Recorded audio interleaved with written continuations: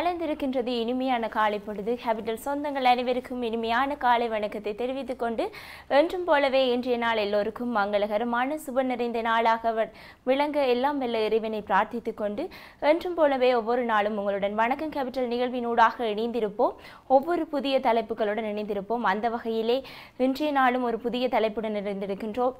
மேலும் இன்றைய நாளில் சுபகாரியங்களில் ஈடுபடுவோர் மற்றும் புதிதாக தொழில் தொடங்குவோர், பிறந்த நாள் வைபவங்களில் ஈடுபடுவோர் அனைவருக்கும் எமது கேபிட்டல் குடும்பம் சார்பாக இனிமையான வாழ்த்துக்களையும் தெரிவித்துக் கொண்டு, இன்றைய நாள் என்னோடு கலிகத்தில் நிகழ்வுகளை தொகுத்து வழங்குவதற்காக தர்ஷிகன் இணைந்திருக்கின்றார். வணக்கம் தர்ஷிகன். வணக்கம் மனோஜா. அதே நேரம் நேர்கள் அனைவருக்கும் இனிமையான காலை பொழுது வணக்கம். இன்றைய தினம் மலர்ந்திருக்கிறது 9ஆம் தேதி டிசம்பர் மாதம் 12ஆம் மாதம் 2020. இன்னும் ஒரு சில நாட்களே இருக்கிறது, குறிப்பிட்ட சில நாட்களே இருக்கிறது இந்த வருடம் முடிவதற்கு, 2020 முடிவதற்கு சில நாட்களே இருக்கிறது. எனவே இவ்வாறான ஒரு சூழ்நிலையில் நாங்கள் இணைந்திருக்கிறோம். இன்றைய தினம் புதன்கிழமையாக இருந்து கொண்டிருக்கிறது.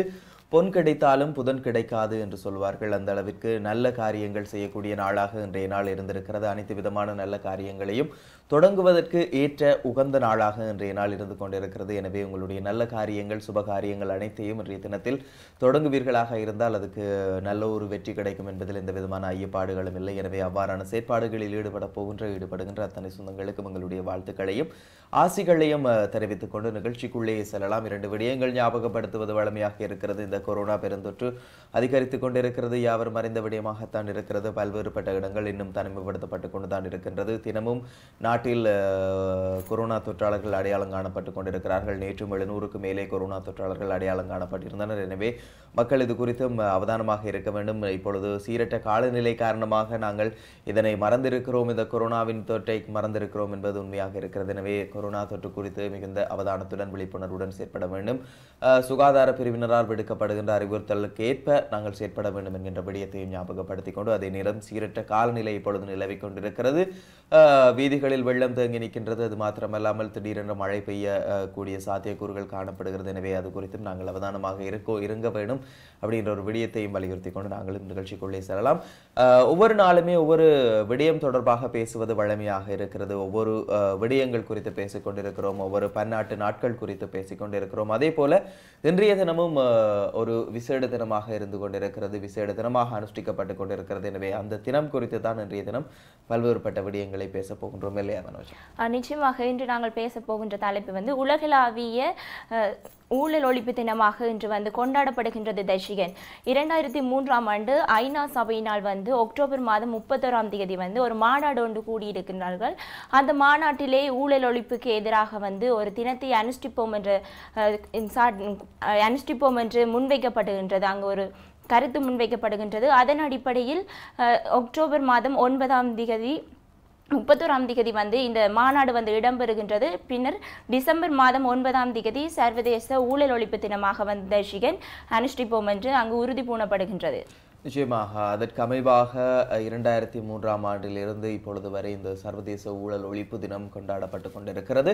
இதற்கான காரணம் என்ன அப்படின்னு சொல்லி கேட்டால், அந்த ஊழல் என்பது தொடர்பில் மக்களுக்கு விழிப்புணர்வை ஏற்படுத்த வேண்டும் என்கின்ற ஒரு விடயத்தின் காரணமாகத்தான் இந்த தினம் அனுஷ்டிக்கப்படுகிறது. குறிப்பாக எல்லா தினங்களுமே ஐக்கிய நாடுகள் சபையால் பிரேரிக்கப்படுகின்ற எல்லா தினங்களுமே இந்த மக்களுக்கு விழிப்புணர்வை ஏற்படுத்த வேண்டும் என்கின்ற ஒரு விடயத்திற்காகத்தான் என்பது எந்த விதமான மாற்று கருத்துக்களும் இல்லை. எனவே நாங்கள் அது குறித்து சிந்திக்க வேண்டும். அதற்கு முன்னர் காலை வேளையிலே நல்ல சிந்தனைகளை கேட்பது அல்லது நாங்கள் சிந்தித்து செயல்படுவது என்பது மிகவும் சிறந்த ஒரு விடயமாகவே இருக்கிறது. அதற்காகத்தான் ஒவ்வொரு காலையும் வணக்கம் கேபிட்டல் ஊடாக சிந்திப்பதற்காக சில நிமிடத்தை ஒதுக்குகின்றோம். அதற்காக வருகிறது சிந்திப்பதற்காக சில நிமிடம் பகுதி பார்த்துவிட்டு தொடர்ச்சியாக வணக்கம் கேபிட்டலோடு இணைந்திருக்கலாம்.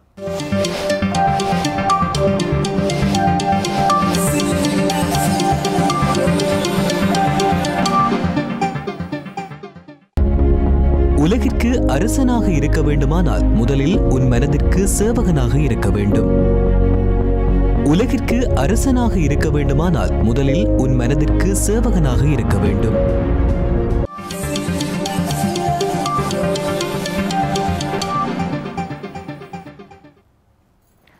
உலகிற்கு அரசனாக இருக்க வேண்டுமானால் உன் மனதிற்கு அரசனாக இருக்க வேண்டும் என்றவாறு அந்த சிந்திக்க சில நிமிடம் பகுதியானது தர்ஷிகன் அமைந்து காணப்பட்டது. நிச்சயமாக உலகிற்கு அரசனாக இருக்க வேண்டும் என்றால் உனது மனதுக்கு சேவகனாக இருக்க வேண்டும் என்கின்ற ஒரு விடயம் காணப்பட்டது. நாங்கள் எங்களுடைய விடயங்களை நாங்கள் சேவகனாக நாங்கள் இருந்து செய்கின்ற பொழுது நாங்கள் எப்பொழுதுமே உலகிற்கு அரசனாக தெரிவோம் என்பதுதான் இன்றைய சிந்தனை பகுதி அமைந்திருந்தது. எனவே நாங்கள் காலை வேளையில் நல்ல சிந்தனைகளை கேட்பது வலிமையாக இருக்கிறது, நல்ல சிந்தனைகளை செவிமடுப்பதும் வலிமையாகவே இருந்து கொண்டிருக்கிறது. எனவே நாங்கள் இந்த ஊழல் குறித்து பேசுகையில் எங்களுக்கு எல்லோருக்குமே ஞாபகம் பெறுகின்ற ஒரு விடயம், ஊழல் என்றாலே அதிகளவாக எல்லோருமே சொல்லுகின்ற விடயம் அரசியல்வாதிகள் என்கின்ற ஒரு விடயத்தை தான் முன்வைப்பார்கள். ஊழல் என்றால் அரசியல்வாதி என்கின்ற ஒரு விடயத்தை எல்லோரையுமே சொல்லிவிட முடியாது, ஒரு சில அரசியல்வாதிகளை சொல்லிவிடுவார்கள். ஊழல் என்றால் அரசியல்வாதி என்கின்ற ஒரு விடயம் இருந்து கொண்டே இருக்கின்றது. எனவே இவற்றையும் தாண்டி இந்த அரசியல்வாதிகளையும் தாண்டி பல்வேறுபட்ட ஊழல்கள் பல்வேறுபட்ட மோசடிகள் நடந்து கொண்டுதான் இருக்கிறது. அந்த ஊழல் என்றால் என்ன என்கின்ற ஒரு விடயம் எங்களுக்கு எப்பொழுதுமே கேள்வி எழுவது வழமையாகவே இருக்கிறது. எனவே அது குறித்தும் நாங்கள் நிறைய விடயங்களை பேசுவதற்கும் உங்களோடு பகிர்ந்து கொள்வதற்கும் தயாராகத்தான் இருக்கிறோம். நீங்களும் எங்களோடு பகிர்ந்து கொள்ளலாம், அதற்கான நேரம் இருக்கின்றது. உங்களுடைய கருத்துக்களையும் நாங்கள் கேட்பதற்கு வழமை போலவே இன்றைய தினமும் உங்களுக்காக நேரம் நாங்கள் ஒதுக்கி இருக்கிறோம் என்பது உண்மையான ஒரு விடயமாக இருக்கிறது. எனவே இது குறித்து பேசிக் கொண்டிருக்கலாம், நிறைய விடயங்கள் இருக்கிறது, நிறைய விஷயங்கள் பேசிக் கொண்டிருக்கலாம். அதற்கு முன்னர் இறை வணக்கம் பகுதி காத்திருக்கிறது. இறை வணக்கம் பகுதியில் சைவ சிந்தனை பகுதி இருக்கிறது, பார்த்துவிட்டு தொடர்ச்சியாக அணிந்திருக்கலாம்.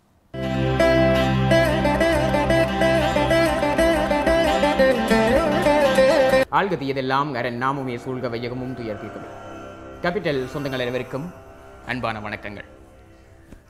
சைவ சிந்தனையின் வாயிலாக இன்றைய தினமும் பிள்ளையார் கதை விரதத்தினுடைய பெருமைகளை தொடர்ச்சியாக சிந்தித்துக் கொண்டிருக்கிறோம். இன்றைய தினமும் உங்களோடு சில செய்திகளை பகிர்ந்து கொள்வதில் மகிழ்ச்சி. சிறுமியாகிய அம்பிகை தளராத மன உறுதியோடு தவச்சாலையிலே நான் சிவபெருமானைத்தான் திருமணம் செய்து கொள்ளுவேன் என்று விடாப்பிடியாக தவம் செய்து கொண்டிருக்க, அடியவர்களை சோதிப்பதிலே வல்லவரான சிவபெருமான் தன்னுடைய சோதனையை அந்த சிறுமியினிடத்திலும் மேற்கொள்வதற்கு ஒரு அந்தன வேடம் தாங்கி வருகிறார். நீ என்னத்துக்காக தவம் செய்து கொண்டிருக்கிறாய் என்று கேட்க அந்த சிறுமி சொல்கிறாள், கொன்றைவார் சடையனை கூட என்று உரைக்கிறார். நான் சிவபெருமானை திருமணம் செய்து கொள்வதற்காக தவம் செய்து கொண்டிருக்கிறேன் என்று சொல்ல, அந்த சிறுமியினுடைய மன உறுதியை மீண்டும் சோதிக்க நினைத்த சிவபெருமான் சொல்கிறார், காட்டினில் சுடலையில் கணத்துடன் ஆடி பாம்பும் எலும்பும் பகிரலை மாலையும் சாம்பலும் அணிந்த தலைவோடு ஏந்தி பிச்சை கொண்டு உழலும் பித்தன் தன்னை நச்சி நீ செய்தவம் நகைதர் நுமக்கு என. பிச்சை எடுக்கிற ஒரு பிச்சைக்காரனை போய் திருமணம் செய்ய போறேன் என்று தவம் செய்கிறையே, இது உனக்கு இழிவாக இல்லை என்று பரிகசித்து சிரிக்கிறார். எப்பவும் பாருங்கள், பெண்கள் விரும்புவது யாரையாக இருக்க வேண்டும் என்றால், நல்ல மாதிரி கேர் ஸ்டைல், நல்ல வடிவான, நல்ல மாதிரி ட்ரெஸ் பண்ணி டீசன்ட் டிசிப்ளினாக இருக்கிறவனைத்தான் விரும்ப வேண்டும் என்கின்ற ஒரு இயல்பு இன்றைக்கு சமூகத்திலே உண்டு. எவனவன் கெத்தாக தெரிகிறானோ, எவனவன் பார்ப்பதற்கு அழகாக இருக்கிறானோ, எவனவன் நவீன நாகரிகங்களை உள்வாங்கிக் கொள்கிறானோ அவனவனையெல்லாம் விரும்ப வேண்டும் என்கின்ற ஒரு யதார்த்தம் இருக்கின்ற பொழுது, இந்த அம்பிகையாகிய சிறுமி என்ன செய்கிறாள் என்று கேட்டால், சுடலையிலே பிச்சை பாத்திரத்தோடு உழலுகின்ற பித்தனை நீ கல்யாணம் கட்டப் போகிறேன் என்று கேட்கிறாயே, இது உனக்கு வெட்கமாக இல்லை?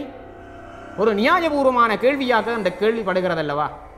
ஒரு நியாயபூர்வமான கேள்வி கேட்பதைப் போல அந்த உமையம்பிகையாகிய சிறுமி செய்து கொண்டிருக்கின்ற தவத்தை ஏளனம் செய்கிறார். போயும் போயும் நீ தவம் செய்கிற, யாரை கல்யாணம் கட்ட போகிறேன் என்று தவம் செய்கிறாய் என்று கேட்டால், கொஞ்சம் டீசன்ட் டிசிப்ளினா நல்ல உடுத்துப்படுத்தி இருக்கின்ற ஒரு பெரியவனை திருமணம் செய்ய போகிறேன் என்று நீ தவம் செய்திருந்தால் கூட பரவாயில்லை. ஆனால் நீ என்ன செய்கிறாய் என்று கேட்டால், காட்டிலே பிச்சை பாத்திரம் ஏந்தி உழலுகின்ற ஒரு பித்தனை போய் திருமணம் செய்ய போகிறேன் என்று சொல்லி தவம் செய்கிறாயே, இது உனக்கு சிரிப்பாக இல்லையா என்று அவளுடைய தவத்தை பரிகசிக்கிறார். இப்படி சோதனையினுடைய உயர்விலே இருந்து அந்த சிறுமியினுடைய தவத்தை பரிகசிக்கிறார் அந்தணர் உருவிலே வந்திருக்கின்ற சிவபெருமான். இதை கேட்ட சிறுமி என்ன செய்திருக்க வேண்டும்? ஒரு நியாயபூர்வமான ஒரு வாதம் என்று தோற்றுகின்ற வகையிலே அந்த சிவபெருமான் அதனை எடுத்துச் சொல்கிறார்.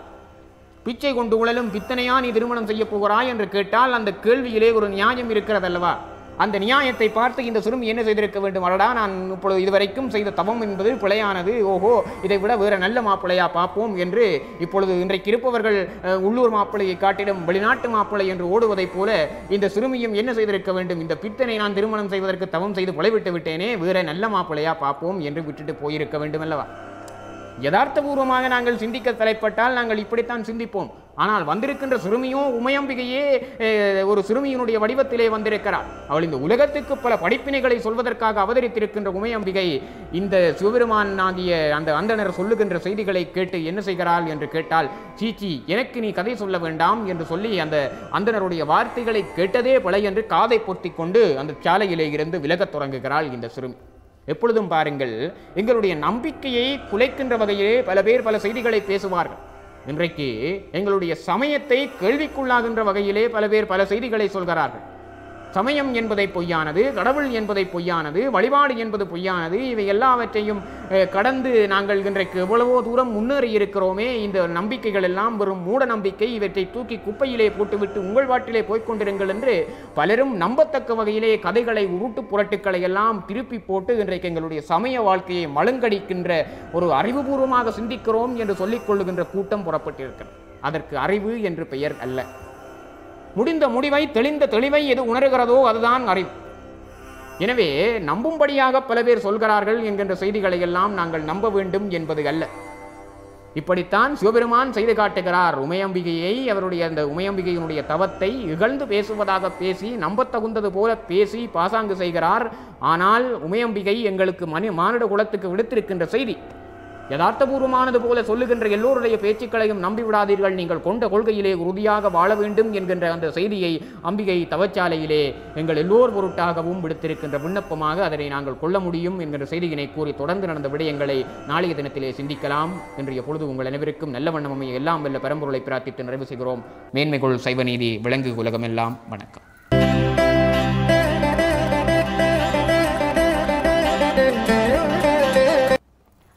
மனிதனாக பிறப்படுத்த ஒவ்வொருவருடைய வாழ்க்கையிலும் ஒவ்வொருவருடைய சமய சிந்தனைகள், சைவ சிந்தனைகளூடாக அதன்படி ஒழுகுதல் மனிதனுடைய வாழ்க்கையின் கடமையாக அமைந்து காணப்படுகின்றது. அவ்வாறாக இன்றைய சைவ சிந்தனை பகுதி எமக்கு நல்ல கருத்தினை எடுத்து எம்முகின்றது.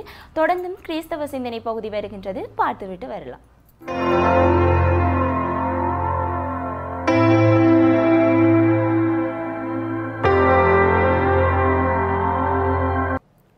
கேபிட்டல் தொலைக்காட்சி இறைவணக்க நிகழ்ச்சிக்கு உங்கள் யாவரையும் அன்போடு வாழ்த்தி வரவேற்கின்றோம். பிரியமானவர்களே, இந்த நிகழ்ச்சி வழியாக பல வேத காரியங்கள், பல நன்மைகளை நாங்கள் உங்களோடு சந்திப்பதிலே மிகவும் மகிழ்ச்சியாக இருக்கிறது. காரணம் என்னென்று கேட்டால், சில நல்ல விஷயங்கள் உங்களுக்கு வந்து சேருகிறதாக நாங்கள் விசுவசிக்கின்றோம். அதே போல் இன்றைய நாட்களிலே பிரியமானவர்களே, நாம் தேவனுடைய பிள்ளைகள், தேவனுக்கு பிரியமாக வாழ்ந்து கொண்டிருக்கிறவர்கள், அவரோடு நாங்கள் இணைந்து அவருடைய நாமத்தை துதித்து அவருக்காக சேவை செய்யலாம், அல்ல அவருக்காக நாங்கள் வாழ்ந்து கொண்டிருக்கலாம். ஆனால் இன்றைக்கு தேவன் விரும்புகின்ற ஒரே காரியம் என்னவென்று நீங்கள் பார்த்தீங்கன்னு சொன்னால், நாங்கள் பொய்களை களைந்து, ஒருவருக்கொருவர் பொய் பேசாமல் பொய்களை நாம் களைந்து மெய்யை பேச கடவோம். இன்றைக்கு நம்ம பொய்யை நாங்கள் பேசுவதனாலே நம்முடைய வாழ்க்கையிலே பலவிதமான மோசமான நிலையை நாம் காண்கிறோம். ஆகவே இன்றைக்கு நம்ம பார்த்தோம்னா, அன்றையும் நாம் ஒருவருக்கொருவர் அவயங்களாக இருக்கிறபடியால் பொய்களை களைந்து அவன் பிறனுடனே உண்மையை பேச கடவான். இன்றைக்கி நாங்கள் பார்க்குறோம், கடவுளுடைய பிள்ளைகள் நம்ம எந்த சமயத்திலும் நாங்கள் உண்மை பேசி வாழ்கிறது தான் உண்மையான காரியம். உண்மைக்கு அழிவு கிடையாது, உண்மைக்கு எந்த விதமான நோவும் கிடையாது. உண்மைதான் இந்த உலகத்தில் ஜெயிக்கும். அது கொஞ்சம் தாமதமாக இருந்தாலும் அவைகள் தான் ஜெயிக்கும். ஆகவே இங்கே சொல்லப்பட்ட பொய்களை களைந்து விடுங்கள். இன்றைக்கி நாங்கள் பார்க்குறோம், இன்றைக்கி அநேகர் ஒரு அரிசியில் கல்லை எடுப்பது போல நம்முடைய வாழ்க்கையில் இருக்கிற பொய் எல்லாவற்றையும் களைந்து நாங்கள் ஒருவருக்கொருவர் உண்மை பேசி, என்றால் உண்மையான இறைவனை வழிபடுகிற நாம் பொய் பேசாமல் மெய் பேசும்போது உண்மையான கற்பனையின் வழியிலே நாங்கள் கடந்து போகின்றோம். இந்த உண்மையான கற்பனையின் வழியில் நம்ம கடந்து போகும்போது உண்மை என்கிறது என்னென்று சொன்னால், தேவன் நம்மோடு இருக்கிறார். பார்த்தீங்கன்னு சொன்னால் தேவன் நம்மோடு இருக்கிறார். அதனால தான் நமக்குள்ளே இருக்கிறபடினாலே நம்ம உண்மையை பேசுறதற்கு இங்கே வலியுறுத்தப்படுகிறது. நீ பொய் பேசாதே, உண்மையை பேசு. பிறனுடனே நீ என்ன செய்ய, எப்போதுமே உண்மையை பேசு. நீ கண்டதை கண்டேன் என்று சொல்லு, காணாததை காணேன் என்று சொல்லு. அப்படி சொல்லும்போது தான் நம்முடைய வாழ்க்கையிலே நம்ம இன்றைக்கி நாங்கள் பார்க்குற பொழுது நம்ம தேவையற்ற பொய்ச்சாட்சிகள், தேவையற்ற காரியங்கள் இதில் ஈடுபடும் போது நம்முடைய வாழ்க்கை மிகவும் மோசமான இடத்திலே தள்ளப்படுகிறது. அதனால நாம் செய்ய வேண்டிய ஒரே காரியம் என்னவென்றால், நாம் பொய்களை நம்முடைய சரீரத்திலிருந்து எடுத்து வெளியே போட்டு உண்மையான தெய்வத்தின் அன்பை நாங்கள் பேசுகிறவர்கள். நாம் பொய் பேசலாமா? நம்ம பொய் பேசினா என்ன உண்டாகும்? பொய்யினாலே ஒரு நன்மையும் உண்டாகிறது இல்லை. பொய்யினால ஒரு நல்ல வாழ்க்கை வருகிறது இல்லை. அதனால நம்ம சரீரத்தில் பொய்களுக்கு இடம் கொடுக்காம மெய்யான தேவனுக்கு இடம் கொடுத்து நம்மளோட வாழ்க்கையை நம்முடைய சரீரத்தை தீட்டுப்படுத்தாம தேவன் வாசம் பண்ணுற இந்த சரீரத்தில் பொய் இல்லாத அளவுக்கு நாங்கள் இருக்கும் மட்டும் உண்மை பேசுவோமாக இருந்தால் நிச்சயமாக எங்களுடைய வாழ்க்கையில் ஒரு ஆறுதல் உண்டு, ஒரு சமாதானம் உண்டு. அந்த சமாதானத்தை பெறுவதற்கு இந்த சரீரம் அவசியமான ஒரு காரியமாக இருக்கிறது. அதனால இந்த சரீரம்தான் உண்மையாக இருந்து கொண்டு ஜீவனம் பண்ணுறதற்காய் கடவுளை உள்ளத்தில் இறக்கும்படியாக இதை கேட்டுக்கொண்டிருக்கிற ஒவ்வொருவருடைய வாழ்க்கையிலும் அற்புதமான ஒரு நிகழ்வு நடக்கும்படியாக உங்கள் வாழ்க்கையில் பொய்களை களைந்து உண்மையான தெய்வத்தை ஏற்றுக்கொள்ளுங்கள். ஏற்றுக்கொள்ளும் போது நன்மை உண்டாகும். இயேசு மூலம் நாங்களும் உங்களுக்காக ஜெபிக்கிறோம். நல்ல பிதாவே, ஆமென்.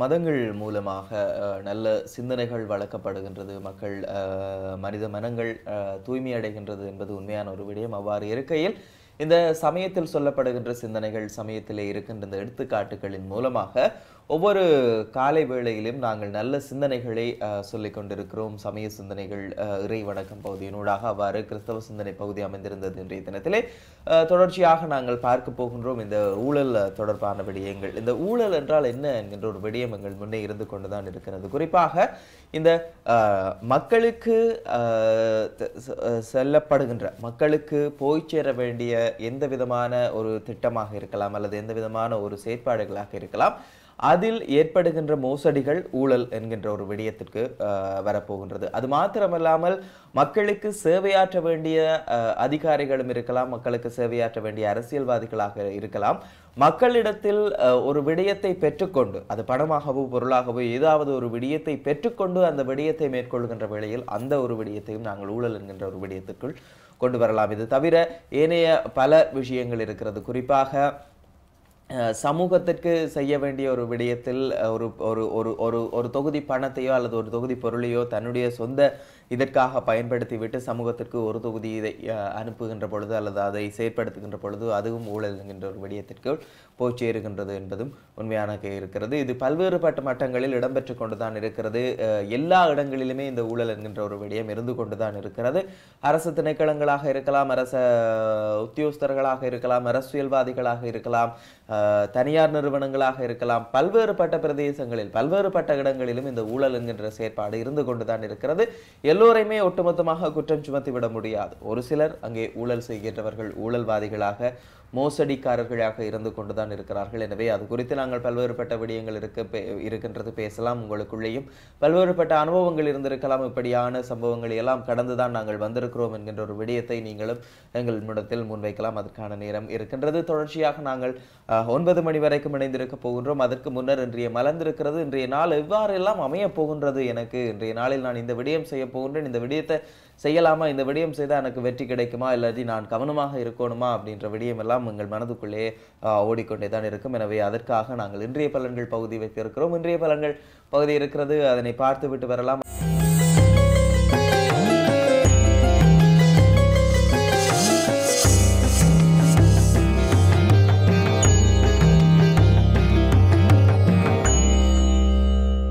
கேபிட்டல் தொலைக்காட்சி நேயர்களுக்கு எனது பணிவான வணக்கம். இன்றைய நாள் 2020ஆம் ஆண்டு 12ஆம் மாதம் 9ஆம் தேதி புதன்கிழமை.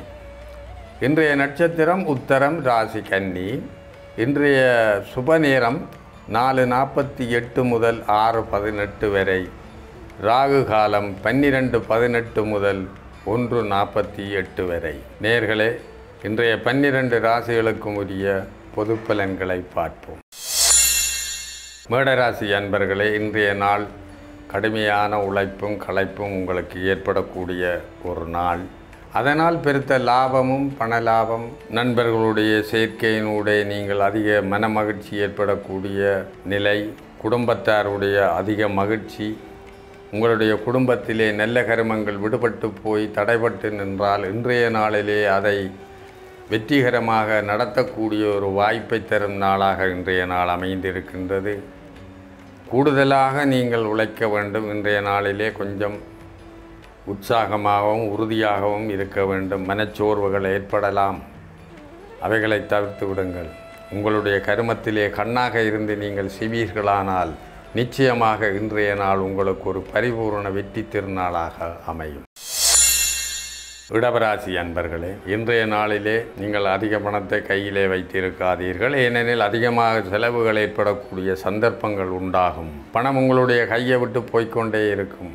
ஆகவே ஓரளவாக மட்டுப்படுத்திய முறையிலே உங்களுடைய செயற்பாட்டையும் தொடங்குங்கள், செலவையும் ஆரம்பியுங்கள். அதிகமாக செலவழித்து நீங்கள் பற்றாக்குறை ஏற்பட்டு அடுத்தவரிடம் உதவி கோரி நிற்கக்கூடிய ஒரு நிலை ஏற்படலாம். அந்த நிலைக்கு நீங்கள் தள்ளப்படுவீர்கள். ஆகவே அதனை மனதில் கொள்ளுங்கள். இன்றைய நாளிலே உங்களுடைய முயற்சிகள் வெற்றியடையும். நிச்சயமாக நீங்கள் எடுக்கின்ற முயற்சிகளை செய்து முடிக்கக்கூடிய ஒரு வாய்ப்பு உண்டு. அதனால் உங்களுக்கு தன்னிறைவு ஏற்படலாம். உங்களுக்கு போதுமென்ற அளவிலே அவை இருக்கலாம். ஆனால் அதிகமாக எதிர்பார்க்க முடியாது. அப்படி எதிர்பார்ப்பதானால் சிக்கல்கள், சிரமங்கள் உங்களை தொடர்ந்து கொண்டே இருக்கும். ஆகவே மனதில் கொண்டு செயற்படுங்கள். மிதுன ராசி அன்பர்களே, நீங்கள் வல்லவர், நல்லவர், எதையுமே நிதானமாக நேர்மையாக கணக்கு பண்ணி செய்யக்கூடிய ஆற்றலும் அறிவும் உங்களுக்கு நிறைய உண்டு. இன்றைய நாளிலே நன்மைகள் சேரக்கூடிய நாளாக இருக்கின்றது. அதிகமான பொருள் வரவுக்கு இடம் உண்டு. தடைபட்டு போன கருமங்கள் நிறைவேறக்கூடிய வாய்ப்புகள் உண்டு. அது திருமணமானாலும் சரி, எதுவானாலும் சரி, உங்களுக்கு இன்றைய நாள் ஒரு அனுகூலமான நாள். வியாபாரத்தில் முன்னேற்றம் தென்படும். கல்வித்துறையில் நீங்கள் மேலோங்கி நிற்கக்கூடிய வாய்ப்பு உண்டு. ஆகவே இன்றைய நாள் உங்களுக்கு ஒரு நல்ல நாளாக மலர்ந்திருக்கின்றது. இதனை மனதில் கொண்டு இன்றைய நாளின் சிறப்பை நீங்கள் புரிந்து கொள்ளுங்கள். கடகராசி அன்பர்களே, நீங்கள் மிகவும் கலை ஆர்வம் மிக்கவர். உங்களுக்கு கலைத்துறையும் உங்களுக்கு ஈடுபாடு இருக்கக்கூடிய வாய்ப்பு உண்டு. அதிலே நீங்கள் மேம்பட்டு புகழ் பெற்று விருது பெற்று அதிக உயரத்திற்கு செல்லக்கூடிய வாய்ப்பும் உண்டு. நிச்சயமாக பேச்சுவன்மை உங்களுக்கு அதிகம். நீங்கள் உங்களுடைய செயற்பாட்டிலே மற்றவர்களுடைய மனநோகாமை நடக்கக்கூடிய வாய்ப்பு உங்களுக்கு உண்டு. அந்த எண்ணங்கள் உங்களுக்கு நிறையவே அடிப்படையில் உண்டு. ஆகவே மற்றவர்களுடைய மனங்கூணாமல் நீங்கள் செயற்படுவீர்கள். உங்களுடைய கருமங்களில் வெற்றி பெறுவீர்கள். சிரமத்தினுடையதான் அந்த வெற்றி உங்களுக்கு கிடைக்கும். அதனால் மற்றவர்களும் மகிழ்ந்து நீங்களும் மகிழ்ந்து சிறப்பாக குடும்பத்தாருடன் சேர்ந்து குதூகலமாக இருக்கக்கூடிய ஒரு நாளாக இன்றைய நாள் அமைந்திருக்கின்றது. சிம்மராசி அன்பர்களே, நீங்கள் சாதிக்கக்கூடியவர், வல்லாளன், ஆண்மையில் அதிகம் சிறப்பு ஓங்கி நிற்கக்கூடிய ஒரு வல்லமை உள்ளவன். உங்களுடைய சிறப்பும் கீர்த்தியும் சொல்ல முடியாது. உங்களால் முடியாது என்று ஒரு கர்மம் இல்லை. எதையும் முடிக்கக்கூடிய ஆற்றல் உங்களுக்கு உண்டு. ஆகவே நீங்கள் துணிந்து நின்று நிமிர்ந்து நின்று செயற்படுங்கள். இன்றைய நாள் உங்களுக்கு அனுகூலமான நாளாக மலர்ந்திருக்கின்றது. உங்களுடைய கர்மம் தடையின்றி நிறைவேறக்கூடிய வாய்ப்பு உண்டு. அதிக பொருள் லாபம் ஈட்டக்கூடிய சந்தர்ப்பம் உண்டு. ஆகவே இன்றைய நாளிலே நீங்கள் மேற்கொள்ளுகின்ற முயற்சிகள் உங்களுக்கு பரிபூர்ண வெற்றியை தரும். உங்களுடைய இலக்கு இலகுவாக நிறைவேறக்கூடியதாக இருக்கும். நிச்சயம் நீங்கள் இன்றைய நாளிலே எடுக்கின்ற முயற்சி ஒரு பரிபூர்ண வெற்றியை தரக்கூடிய ஒரு நல்ல நாளாக இன்றைய நாள் மலர்ந்திருக்கின்றது. கன்னிராசி அன்பர்களே, இன்றைய நாளிலே அதிகமான செலவுகளுக்கு வாய்ப்பு உண்டு. உங்களுடைய உள்ளமும் உடலும் சோர்வடையக்கூடிய சந்தர்ப்பங்களும் உண்டு. சிறு சிறு நோய் தாக்கங்கள் ஏற்படக்கூடிய வாய்ப்பு உண்டு. அதனை கருத்திற்கொண்டு உங்களுடைய உள்ளத்தையும் உடலையும் ஆரோக்கியமாக வைத்துக்கொண்டு உங்களுடைய செயற்பாட்டிலே நீங்கள் இறங்குங்கள். சோர்ந்து விடாதீர்கள். துணிச்சலை வரவழைத்து உங்களுடைய கர்மங்களை நீங்கள் ஆற்றுங்கள். அதிலே நீங்கள் தன்னிறைவு காணலாம். அமோக பலனை எதிர்பார்க்காதீர்கள். ஒரு மட்டுப்படுத்தப்பட்ட அளவிலே உங்களுக்கு போதும் என்ற அளவிலே இன்றைய நாள் உங்களுக்கு ஒரு சமபலனை தரும். துளாராசி அன்பர்களே, துல்லியமான பார்வை உங்களுக்கு உண்டு. எதையும் துல்லியமாக ஆராய்ந்து ஆற்றக்கூடிய வல்லமை உண்டு. உங்களுடைய செயற்பாட்டிலே நேரிய பார்வையின் நிதானமான போக்கும் இருக்கும். அதனால் நீங்கள் இன்றைய நாளிலே செய்யப்போகின்ற அனைத்து கர்மங்களும் உங்களுக்கு வெற்றிகரமாக, உங்களுக்கு அனுகூலமாக அமையக்கூடிய வாய்ப்பு உண்டு. இதனை மனதிற்கொண்டு உங்களுடைய கர்மங்களை ஆற்றுங்கள். உங்களுடைய திட்டமிடலையும் இதனை மனதிற்கொண்டு திட்டமிட்டு உங்களுடைய செயற்பாட்டை நகர்த்தி செல்லுங்கள். அவைகள் உங்களுக்கு பூரணமான வெற்றியை தரும். விருச்சிக ராசி அன்பர்களே, புது முயற்சிகளை செய்ய வேண்டும், அதிலே புதுமையை புகுத்த வேண்டும் என்ற எண்ணம் உங்களுக்கு நிறைய உண்டு. செய்வீர்கள். அந்த ஆற்றலும் அறிவும் வல்லமையும் உங்களுக்கு நிறைய உண்டு. ஆகவே நீங்கள் உங்களுடைய தொழில் முயற்சியிலே நீங்கள் ஈடுபடுங்கள். உங்களுடைய கருமத்தை நகர்த்துங்கள். அவை உங்களுக்கு பரிபூர்ணமான வெற்றியை தரும். நல்ல நண்பர்களுடைய சேர்க்கை உண்டு. பெரியோர்களுடைய ஆசீர்வாதம் உங்களுக்கு நிறைய உண்டு. குடும்பத்தாருடைய அனுசரணை உங்களுக்கு அமோகமாக உண்டு. இன்றைய நாள் ஒரு மகிழ்ச்சிகரமான, மிக மிக சந்தோஷமான ஒரு நாளாக உங்களுக்கு மலர்ந்திருக்கின்றது. அதனை மனதில் கொண்டு இன்றைய கர்மங்களை ஆற்றுங்கள். தனுராசி அன்பர்களே, இன்றைய நாள் உங்களுக்கு சிறிது சிக்கல்கள், சிரமங்கள் தோன்றலாம். ஆனால் நீங்கள் அசந்து விடாதீர்கள், சோர்ந்து விடாதீர்கள். உங்களுடைய உள்ளத்திலே உங்களுடைய உணர்ச்சிகளை கிளர்ந்தெழுந்து இன்றைய கர்மங்களை ஆற்றக்கூடிய வாய்ப்பை உண்டாக்க வேண்டிய ஒரு பாரிய பொறுப்பு உங்களுக்கு உண்டு. உங்களுடைய கர்மம் முற்றுப்பெற வேண்டும் என்ற ஒரு துல்லியமான நோக்கோடு நீங்கள் ஈடுபடுவீர்கள். ஆனால் இன்றைய நாள் உங்களுக்கு ஒரு சிறப்பான நாளாகவே அமையும். உங்களுடைய நேரிய பார்வையின் நற்சிந்தனை நிச்சயமாக ஈடேறி உங்களுடைய கடினமான முயற்சியால் உங்களுடைய கர்மங்கள் முன்னேறி முடிவடையக்கூடிய ஒரு வாய்ப்பு இன்றைய நாளிலே நிறைய உங்களுக்கு உண்டு. மகர ராசி அன்பர்களே, 7.5 சனியின் இறுதி கட்டத்தில் நீங்கள் ஆரம்ப சனியினுடைய இறுதி கட்டத்தை நெருங்கி கொண்டிருக்கின்றீர்கள். சில சிக்கல்கள், சிரமங்கள் உங்களுக்கு தோன்றலாம். சில சட்ட சிக்கலுக்குள் நீங்கள் மாட்டக்கூடிய வாய்ப்புகள் வரலாம். ஆகவே நிதானமாக இருக்க வேண்டிய நேரம் இது. இன்றைய நாளிலே அப்படியான சிரமங்கள், சிக்கல்களை தவிர்த்து கொள்வதற்குரிய வழியை தேடுங்கள். தேவையில்லாமல் அடுத்தவரிடம் போய் நீங்கள் உங்களுடைய நேரத்தையும் காலத்தையும் உங்களுடைய உழைப்பாங்கையும் செலவழிக்காதீர்கள்.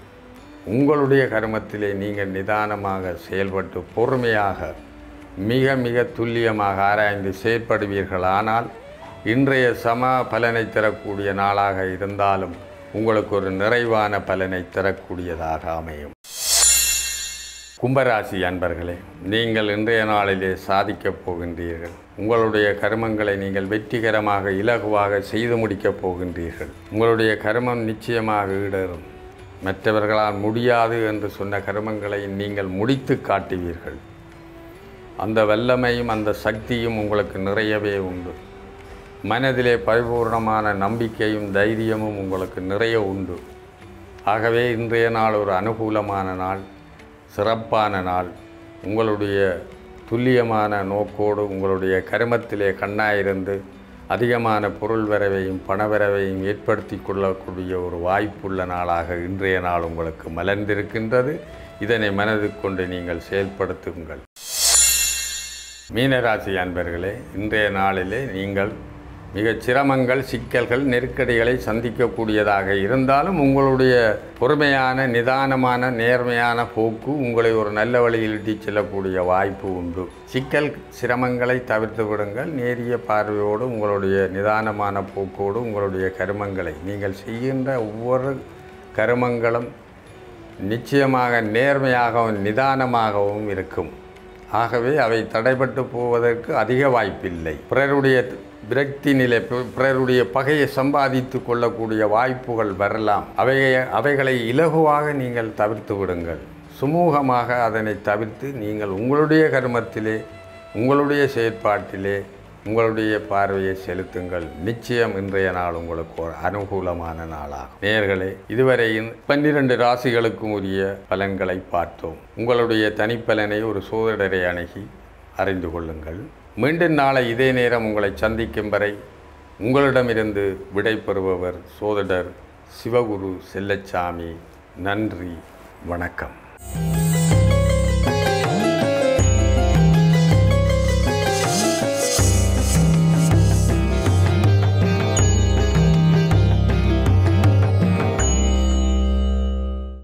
வணக்கம் கேபிட்டல் நிகழ்வினூடாக இணைந்திருக்கின்றோம். அந்த வகையிலே நாங்கள் பேசிக் கொண்டிருக்கின்ற விடயம் தர்ஷிகன் உலகளாவிய ஊழல் எதிர்ப்பு தினம் பற்றித்தான். மனிதனாக பிறந்த ஒவ்வொருடைய வாழ்க்கையிலும் ஒவ்வொரு நிமிஷமும் ஒவ்வொரு செகண்டும் கண்ணுக்கு புலனாகாத வகையிலும் கூட ஒவ்வொரு ஊழல் நடைபெற்று கொண்டுதான் இருக்கின்றது தர்ஷிகன். நிச்சயமாக உண்மையாகத்தான் இருக்கின்றது. ஒவ்வொரு விடயத்திலும் ஊழல் நடைபெற்றுக் கொண்டுதான் இருக்கிறது. பார்க்கின்ற வேளையிலே இலங்கையை பார்க்கின்ற வேளையில் இலங்கை நாட்டை பார்க்கின்ற வேளையில் இலங்கையில இந்த ஊழல் என்பது அதிக அளவிற்கு இடம்பெறாமல் இருப்பதற்கான ஒரு காரணம் சரியான கட்டுக்கோப்பான ஒரு நடைமுறை இருப்பதன் காரணமாக அதிக அளவிலே, அதாவது வேறு நாடுகளுடன் ஒப்பிடுகின்ற வேளையிலே குறிப்பாக இந்த ஆசிய நாடுகளுடன் ஒப்பிடுகின்ற வேளையில் இலங்கையிலே ஒரு குறைவான அளவுக்கு தான் ஊழல் நடைபெற்றுக் கொண்டிருக்கிறது. ஆனால் இந்தியாவை பார்க்கின்ற வேளையில் எல்லா விடயத்திலும் ஊழல் நடைபெற்றுக் கொண்டிருக்கிறது. அங்கே அடிமட்டம் முதல்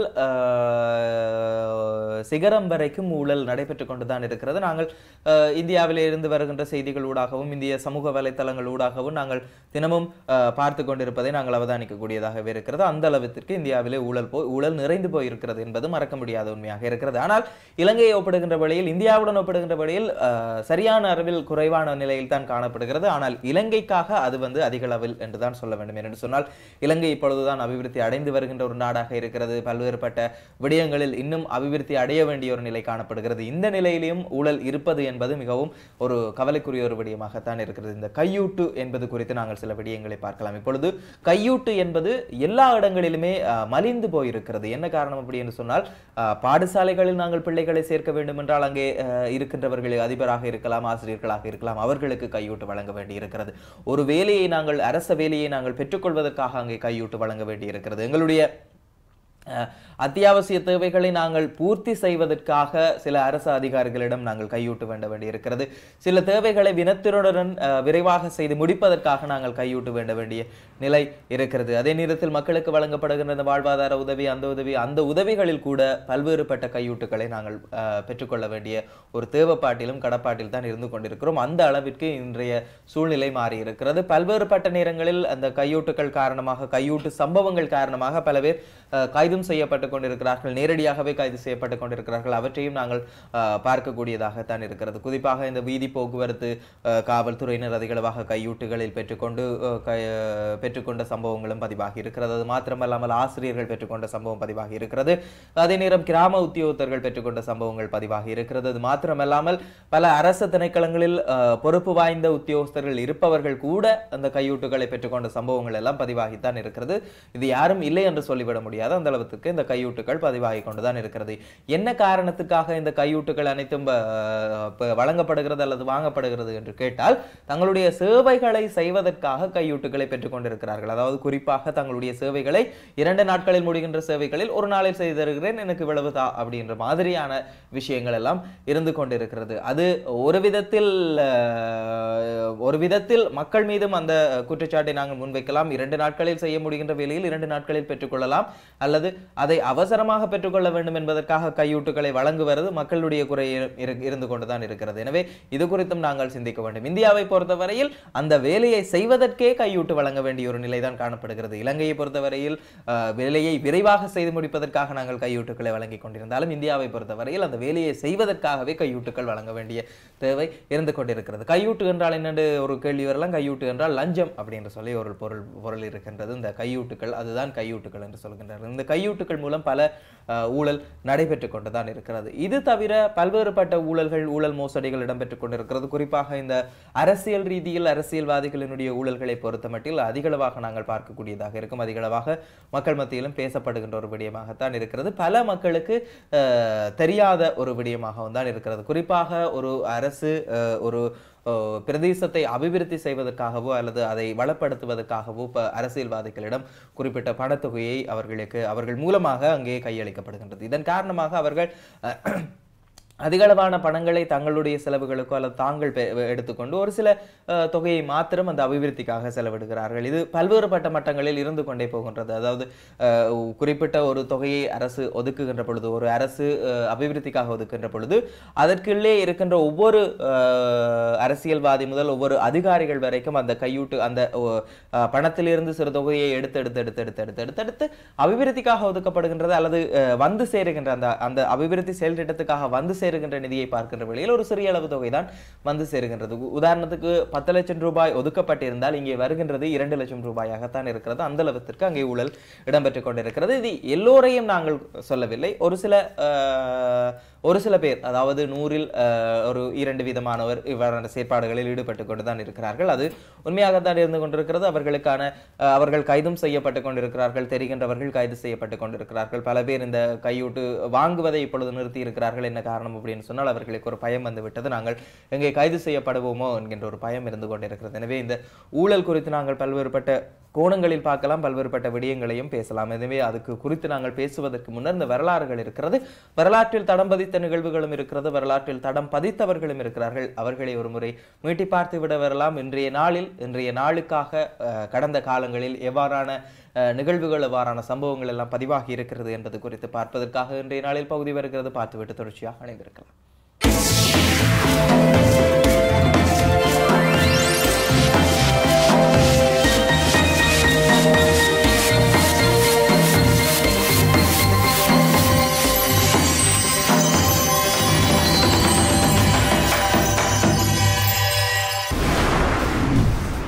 1905ஆம் ஆண்டின் இதே நாளில் பிரான்சில் அரசையும் கிறிஸ்தவ தேவாலயங்களையும் பிரிக்கும் சட்டமூலம் கொண்டுவரப்பட்டது.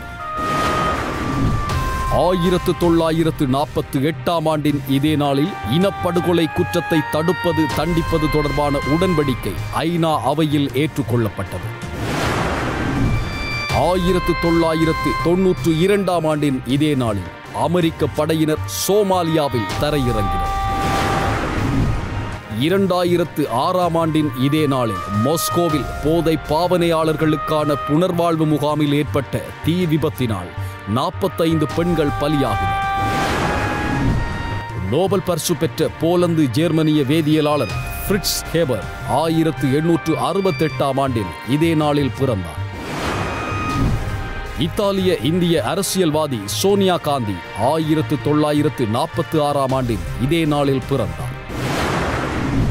அமெரிக்க டென்னிஸ் வீரர் மார்ட்டி ஃபிஷ் 1981ஆம் ஆண்டில் இதே நாளில் பிறந்தார். நோபல் பரிசு பெற்ற சுவீடிய இயற்பியலாளர் நில்ஸ் குஸ்டாஃப் தாலன் 1937ஆம் ஆண்டில் இதே நாளில் இறந்தார். ஈழத்து கவிஞர் சு வில்வரத்தினம் 2006ஆம் ஆண்டில் இதே நாளில் இறந்தார். நோபல் பரிசு பெற்ற இத்தாலிய அமெரிக்க வான் இயற்பியலாளர் டிகார்டோ ஜியாக்கோனி 2018ஆம் ஆண்டில் இதே நாளில் இறந்தார்.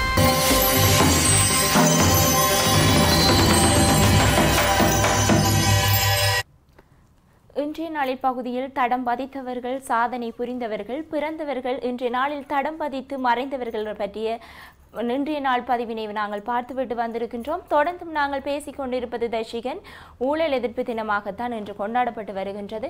நாம் விளையாட்டுத்துறையினை எடுத்துக்கொண்டால் அங்கு கூட ஒரு ஊழல் நடைபெற்று கொண்டுதான் இருக்கின்றது தர்ஷிகன். ஒவ்வொரு விஷயமும் இவ்வளவு தருகின்றேன் கையெடு, இவ்வளவு இதனால் வெற்றி அடையாது, அப்படி அவ்வாறான விஷயங்களுக்காக எமது மக்கள் அதனை பிரயோகித்துக் கொண்டிருக்கின்றார்கள் எல்லா துறைகளிலும். மேலும் தர்ஷிகன் பார்த்தோமானால் ஒரு வேலைக்கு நாங்கள் செல்லுகின்ற போது நாங்கள் எவ்வளவு திறமைகளுடன் அந்த வேலைக்கு சென்றால் அங்கே உள்ளால் இப்படி சொல்லுவார்கள், குறிப்பாக உள்ளால் அலுவல் பார்த்து கையெடு கொடுத்து எடுப்பது என்று. அங்கு எமது உள்ளுக்கு அங்கே வேலை நல்ல திறமைகளோடு செல்லுகின்ற போது எமது பிள்ளைகள் எமது மக்கள் பாதிப்படைகின்றார்கள். ஏனென்று சொன்னால் உங்களுக்கு ஏதாவது ஒரு திறமை இல்லை என்று அவர்களை ஒதுக்கிவிட்டு அந்த கையெடு மூலம் உள்ளுக்கு வருபவர்களை அந்த திணைக்களத்துக்கோ வேலைக்கோ உள்வாங்கி கொண்டுதான் தர்ஷிகன் இருக்கின்றார்கள். உண்மையாக இருக்கின்றது. இந்த லஞ்சம் அல்லது கையூட்டு என்கின்ற விடயத்தில் நாங்கள் பல்வேறுபட்ட விடயங்களை பார்த்து விடலாம். அதாவது வெறுமனே பணமாக பெற்றுக்கொள்வது மாத்திரம் லஞ்சம் அல்ல, பல்வேறுபட்ட விடயங்கள் இருக்கிறது. பணமாக பெற்றுக்கொள்வது, அதே நேரம் பொருளாக பெற்றுக்கொள்வது, அதே நேரம் பாலியல் ரீதியான லஞ்சமும் இருந்து கொண்டுதான் இருக்கிறது. இது அண்மை காலங்களில் அதிகரித்து வருகின்றது. குறிப்பாக நாங்கள் அண்மையில் ஒரு கிராம உத்தியோகத்தர் ஒருவரிடம் ஒரு பாலியல் ரீதியான லஞ்சம் கோரி இருந்தது வெளியாகி இருந்தது. அவர் கைது செய்யப்பட்டிருந்தார். காவல்துறையினர் முறைப்பாடும் பதிவு செய்யப்பட்டிருந்தது. இதுவும் நாங்கள் பார்த்திருந்தோம். இவ்வாறான செயற்பாடுகளும் இருந்து கொண்டுதான் இருக்கிறது. ஒரு விடயத்தை நாங்கள் பெற்றுக்கொள்வதற்காக பல்வேறுபட்ட முறையில் நாங்களும் அணுகுகின்றோம். அதாவது இந்த லஞ்சம் கொடுப்பதில் வாங்குவர்கள் மாத்திரம் குற்றவாளிகள் அல்ல, கொடுப்பவர்களும் குற்றவாளிகளாகத்தான் இருந்து கொண்டிருக்கிறார்கள். என்று சொன்னால் நாங்கள் எங்களுடைய தேவைகளுக்காக நாங்கள் அந்த லஞ்ச பணத்தை கொடுத்து நாங்கள் லஞ்சத்தை கொடுத்து நாங்கள் கையூட்டை கொடுத்து நாங்கள் அவர்களிடம் பழக்கிவிட்டோம். இருப்பவர்கள் கொடுக்கிறார்கள், இல்லாதவர்களிடத்தில் அவர்களும் அதை வாங்கி பெற்று பணத்தையோ அல்லது பொருளையோ பெற்றுக்கொண்டு ஒரு விடயத்தை செய்து பழகியவர்களுக்கு தொடர்ச்சியாக யார் வந்தாலும் அந்த பணத்தை பெற்றுக்கொண்டு அந்த வேலையை செய்ய வேண்டும் என்கின்ற ஒரு எண்ணம் அவர்களுக்கு ஏற்பட்டுவிடும், அல்லது அந்த கையூட்டுகளின் மூலம் கிடைக்கப்படுகின்ற அந்த வருமானத்தை அவர்கள் பெரிதாக எண்ணுவார்கள். இதன் காரணமாக இல்லாதவர்களிடத்திலும் அவர்கள் ஒரு வேலைக்காக செல்கின்ற பொழுது அவர்களிடத்திலும் இதே கேள்வியை தான் அவர்கள் முன்வைப்பார்கள், எனக்கு எவ்வளவு தருவீர்கள் என்கின்ற ஒரு விடயம் முன்வைக்கப்படும். இது இருப்பவர்கள் கொடுக்கிறார்கள், இல்லாதவர்கள் எங்கே செல்வார்கள், இது ஒரு பிரச்சனையாக மாறிவிடுகிறது. எனவே நாங்களும் சிந்திக்க வேண்டும், ஒரு தேவையின் நிமித்தம் அல்லது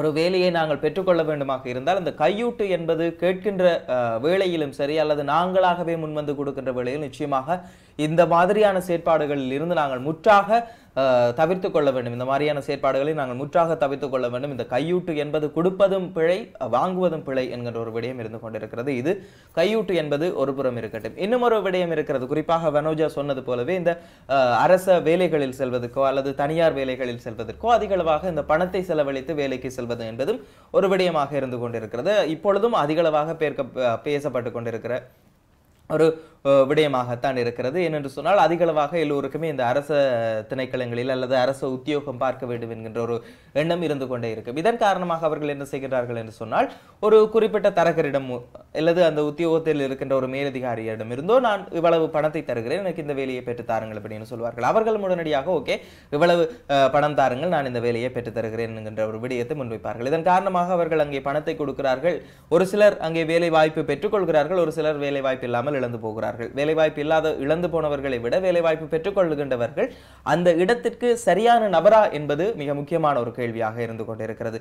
அந்த வேலைக்கு அல்லது குறிப்பிட்ட ஒரு வேலைக்கு தகுதியானவரா என்கின்ற ஒரு கேள்வி எல்லா இடத்திலுமே இருந்து கொண்டிருக்கிறது. தகுதி இல்லாதவரை ஒரு இடத்தில் நாங்கள் வேலைக்கு அமர்த்துகின்ற பொழுது அங்கே ஏற்படுகின்ற பிரச்சனைகள் குறித்தும் நாங்கள் சிந்திக்க வேண்டும். குறிப்பாக நாங்கள் பணத்தை கொடுத்து நாங்கள் ஒரு வேலைக்கு செல்லுகின்ற பொழுது அல்லது பணத்தை பெற்று நாங்கள் ஒரு நபரை வேலைக்கு அமர்த்துகின்ற பொழுது அவர் அந்த வேலைக்கு தகுதியானவரா என்கின்ற விடயம் இருந்து கொண்டேதான் இருக்கும். குறிப்பாக நாங்கள் சொல்லுகின்ற வேளையிலே வந்து அதிகளவாக இந்த நாங்கள் கட்டுமான துறையில் உதாரணமாக நாங்கள் இந்த கட்டுமான துறையை எடுத்துக்கொள்வோம். கட்டுமான துறையில் அந்த கட்டுமான துறை சார்ந்த அறிவில்லாத ஒருவர் அந்த இடத்தில் இருப்பாராக இருந்தால் அங்கே கட்டப்படுகின்ற கட்டிடங்கள் சரியான முறையில் கட்டப்படுமா என்கின்ற கேள்வி ஒன்று இருந்து கொண்டே இருக்கும். அந்த கட்டிடம் நாளடைவில் என்ன நடக்கும் என்கின்ற ஒரு விடயம் இருந்து கொண்டே இருக்கும்.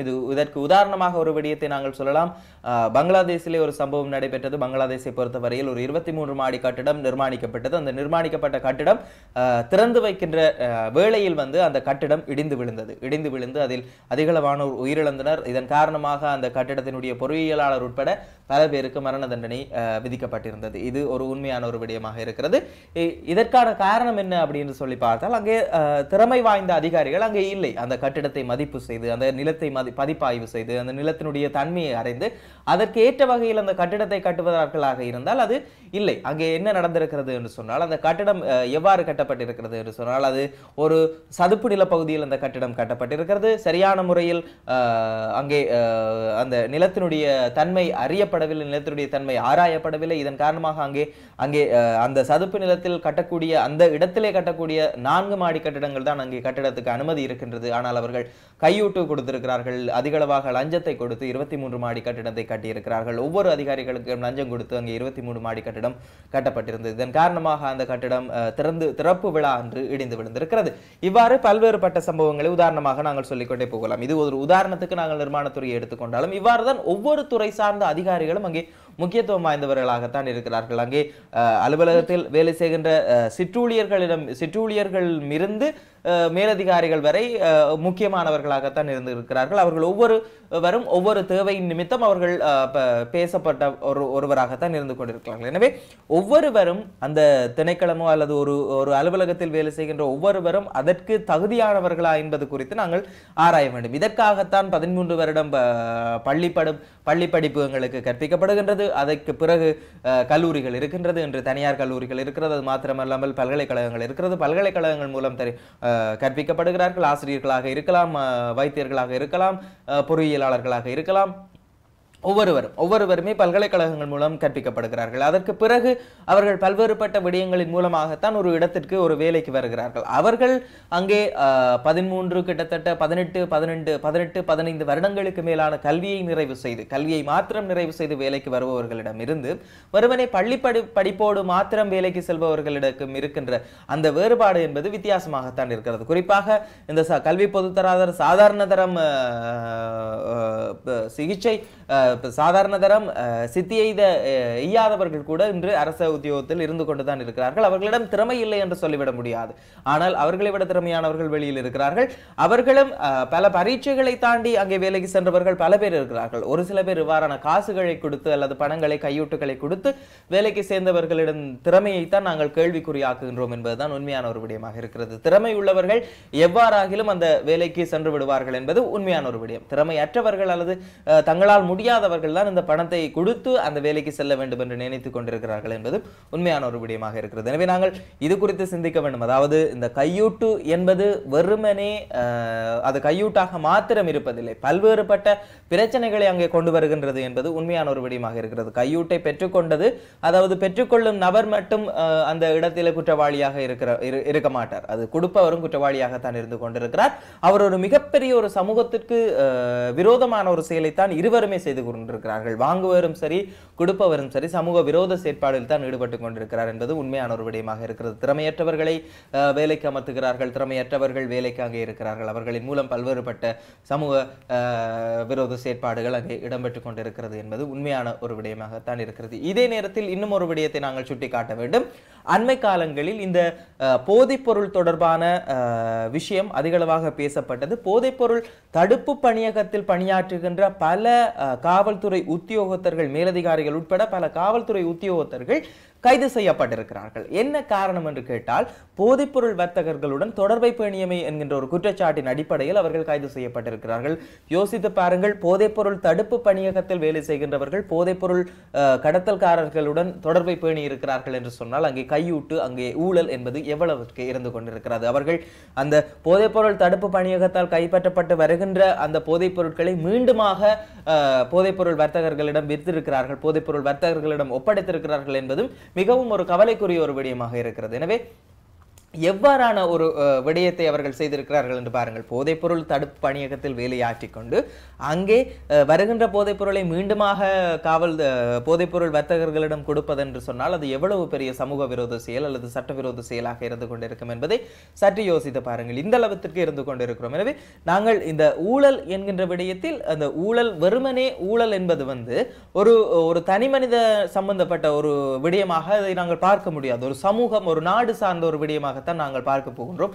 சிறு ஊழல்கள் கூட ஒரு பாரிய அளவில் ஒரு பாரிய பிரச்சனையை அல்லது ஒரு பாரிய சமூக பிரச்சனையை கொண்டு வரக்கூடிய ஒரு சம்பவமாகத்தான் அமைந்து கொண்டிருக்கிறது என்பது உண்மையான ஒரு விடயமாகத்தான் இருக்கிறது. எனவே தொடர்ச்சியாக நாங்கள் இது குறித்து நாங்கள் சிந்திக்க வேண்டும். தொடர்ச்சியாக நாங்கள் பல்வேறுபட்ட விடயங்களை பேச போகின்றோம் இல்லையா வனோஜா?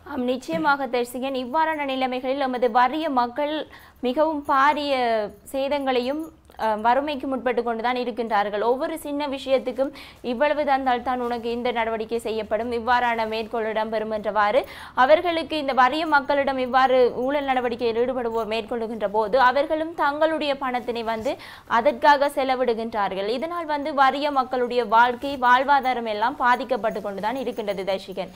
குறிப்பாக பார்த்தால் இன்றைய காலத்தில் புரவி புயல் காரணமாக வீதிகளில் எல்லாம் வெள்ளங்கள் தேங்கி நிற்கின்றது. இது கூட ஒரு இவற்றுக்காக ஒதுக்கப்பட்ட நிதி ஒதுக்கீடுகள் தமது சொந்த தேவைகளுக்காக அத்துறையினர் பயன்படுத்தி இருக்கின்றார்கள் என்றும் கூறலாம்.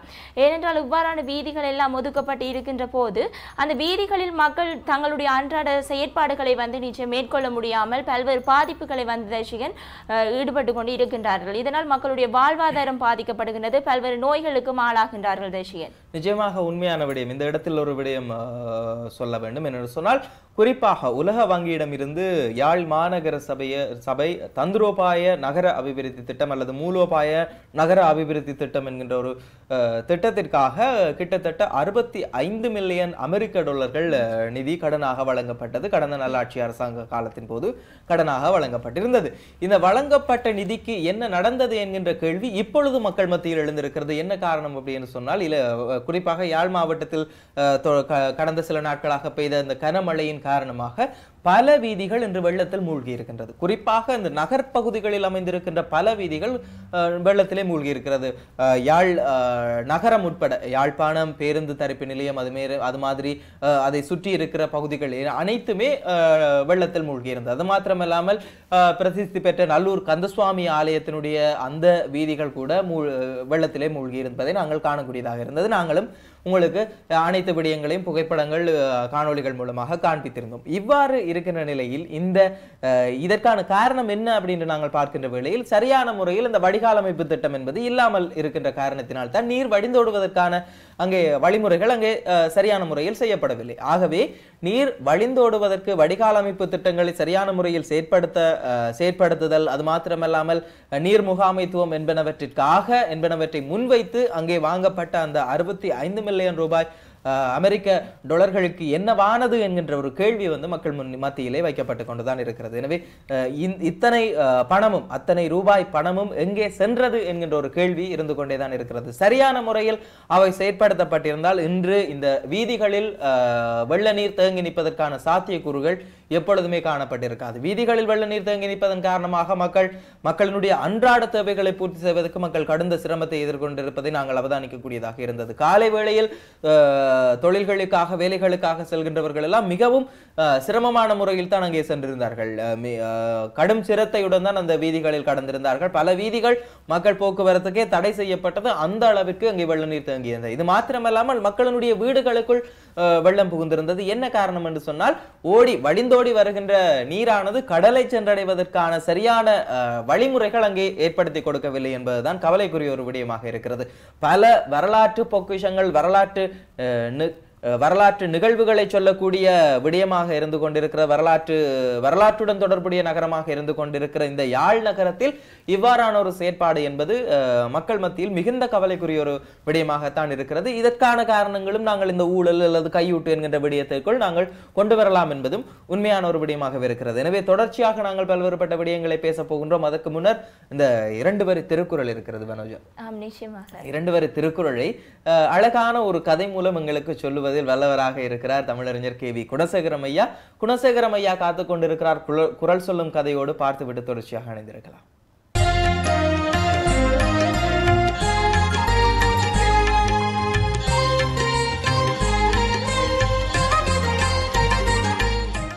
கல்லாத அண்ணனின் அல்லர் கற்றார் முன் சொல்லாதிருக்கப்பரின். கல்லாத அண்ணனின் அல்லர் கற்றார் முன் சொல்லாதிருக்கப்பரின். கேபிட்டல் டிவி நேயர்களுக்கு எனது அன்பான வணக்கம். இன்று குறள் சொல்லும் கதை என்ற நிகழ்வில் 41ஆம் அதிகாரமான கல்லாமை என்ற அதிகாரத்தின் 3வது குறளுக்கு உரையும் கதையும் சொல்ல வந்துள்ளேன். இந்த 3வது குறளின் உரை என்ன சொல்கின்றது என்று சொன்னால், கற்றோர் சபையிலே அமைதியாக எதுவும் பேசாது இருப்பவர்கள்தான் மிகச்சிறந்தவர்கள், அறிவாளிகள், கற்றவர்களாக மதிக்கப்படுபவர்கள். அப்பொழுது பொன்னுத்திரை ஆசிரியர் சொன்னார், அம்பலவாணர் ஜவா, நீ என்னுடைய மாணவன், நீ எதற்கும் அந்தரப்படுறது அவசரப்படுறது உண்ட இயல்பு. இப்போ நான் கணிதத்தில் நல்ல வீரன் கட்டிக்காரன் தீரன் என்று கூட சொல்ல மாட்டேன். ஏனென்று சொன்னால் அதெல்லாம் கணிதம் ஒரு பெரிய கடல். அப்போ அந்த கடலுக்குள்ள நாங்கள் ஒரு பொடி மண்ணகிள்ளின ஒரு பொடி சேற்றை அள்ளின அளவுக்கு தான் நாங்கள் வருவோம். அல்லது கடலுக்குள்ள மிதக்கின்ற கொஞ்சம் பாசி எடுத்த அளவு கூட தான் நாங்கள் வருவோம். ஏனென்று சொன்னால் கணிதம் என்றது பெரிய கடல். அதே மாதிரி தான் தமிழ், சமயம், அறிவெல்லாம் பெரும் பெரும் கடல்கள். அப்போ எல்லா விடயத்தில் நீ ஒரு ஆசிரியராக இருக்கிற, அதை மட்டும் செய்திருப்ப, பெருசாக படிச்சிருப்ப, அதில் எந்த சந்தேகத்துக்கும் இடமில்லாமல் மாணவனுக்கு நீ விளங்கப்படுத்தக்கூடியவன். ஆனால் திருக்குறள் அப்படி இல்லை. திருக்குறளை யாரும் படிக்கலாம், அப்படியும் படிக்கலாம். ஏனென்று சொன்னால் அது மிகவும் ஒரு சக்தி வாய்ந்த ஒரு நூல், காலத்தால் அழியாத நூல். அதை படித்து விட்டு தான் அதை பற்றி கதைக்க வேணும். முழுமையாக படிக்க முடியாது, திருக்குறளையும் ஆய்வு செய்ய இயலாது. அதுவும் ஒரு கடல் மாதிரி தான். எனவே நீ அந்த சபையோரில் வந்து கற்றவர்கள் என்று தங்களை நினைப்பவர்கள் என்ன செய்யணும் என்றால் கற்றவற்ற சபையில் அமைதியாக இருக்கும். அமைதியாக இருந்து கேட்டுக்கொண்டிருந்தால் அங்கே சபையில் பேசுகிற அறிஞர்கள் நினைப்பவர்கள் தங்களுடைய உடைய அவர் மிகவும் அவதானமாக கேட்கிறார். அப்போ கேட்டார் என்றால் அவர் வேறு மேடைகளில் எங்கேயாவது போய் பேசக்கூடிய தகுதியை பெறுவார். அதனால் அவர் மிகவும் கற்றவராகவே மதிக்கப்படுவார். அப்போ அமைதியாக இருந்தால் ஒன்றும் தெரியாதவன் ஒரு மூடன். நான் போன ஒரு சபையில் பாடசாலைக்கே செல்லாத ஒரு மனிதன், கூலி வேலையால் அது எழுதுகள் செய்கிற ஒரு மனிதன் பேச்சை கேட்டுக்கொண்டிருக்கிறான். என்னவோ மெய் மறந்து கேட்டுக்கொண்டிருந்தான்.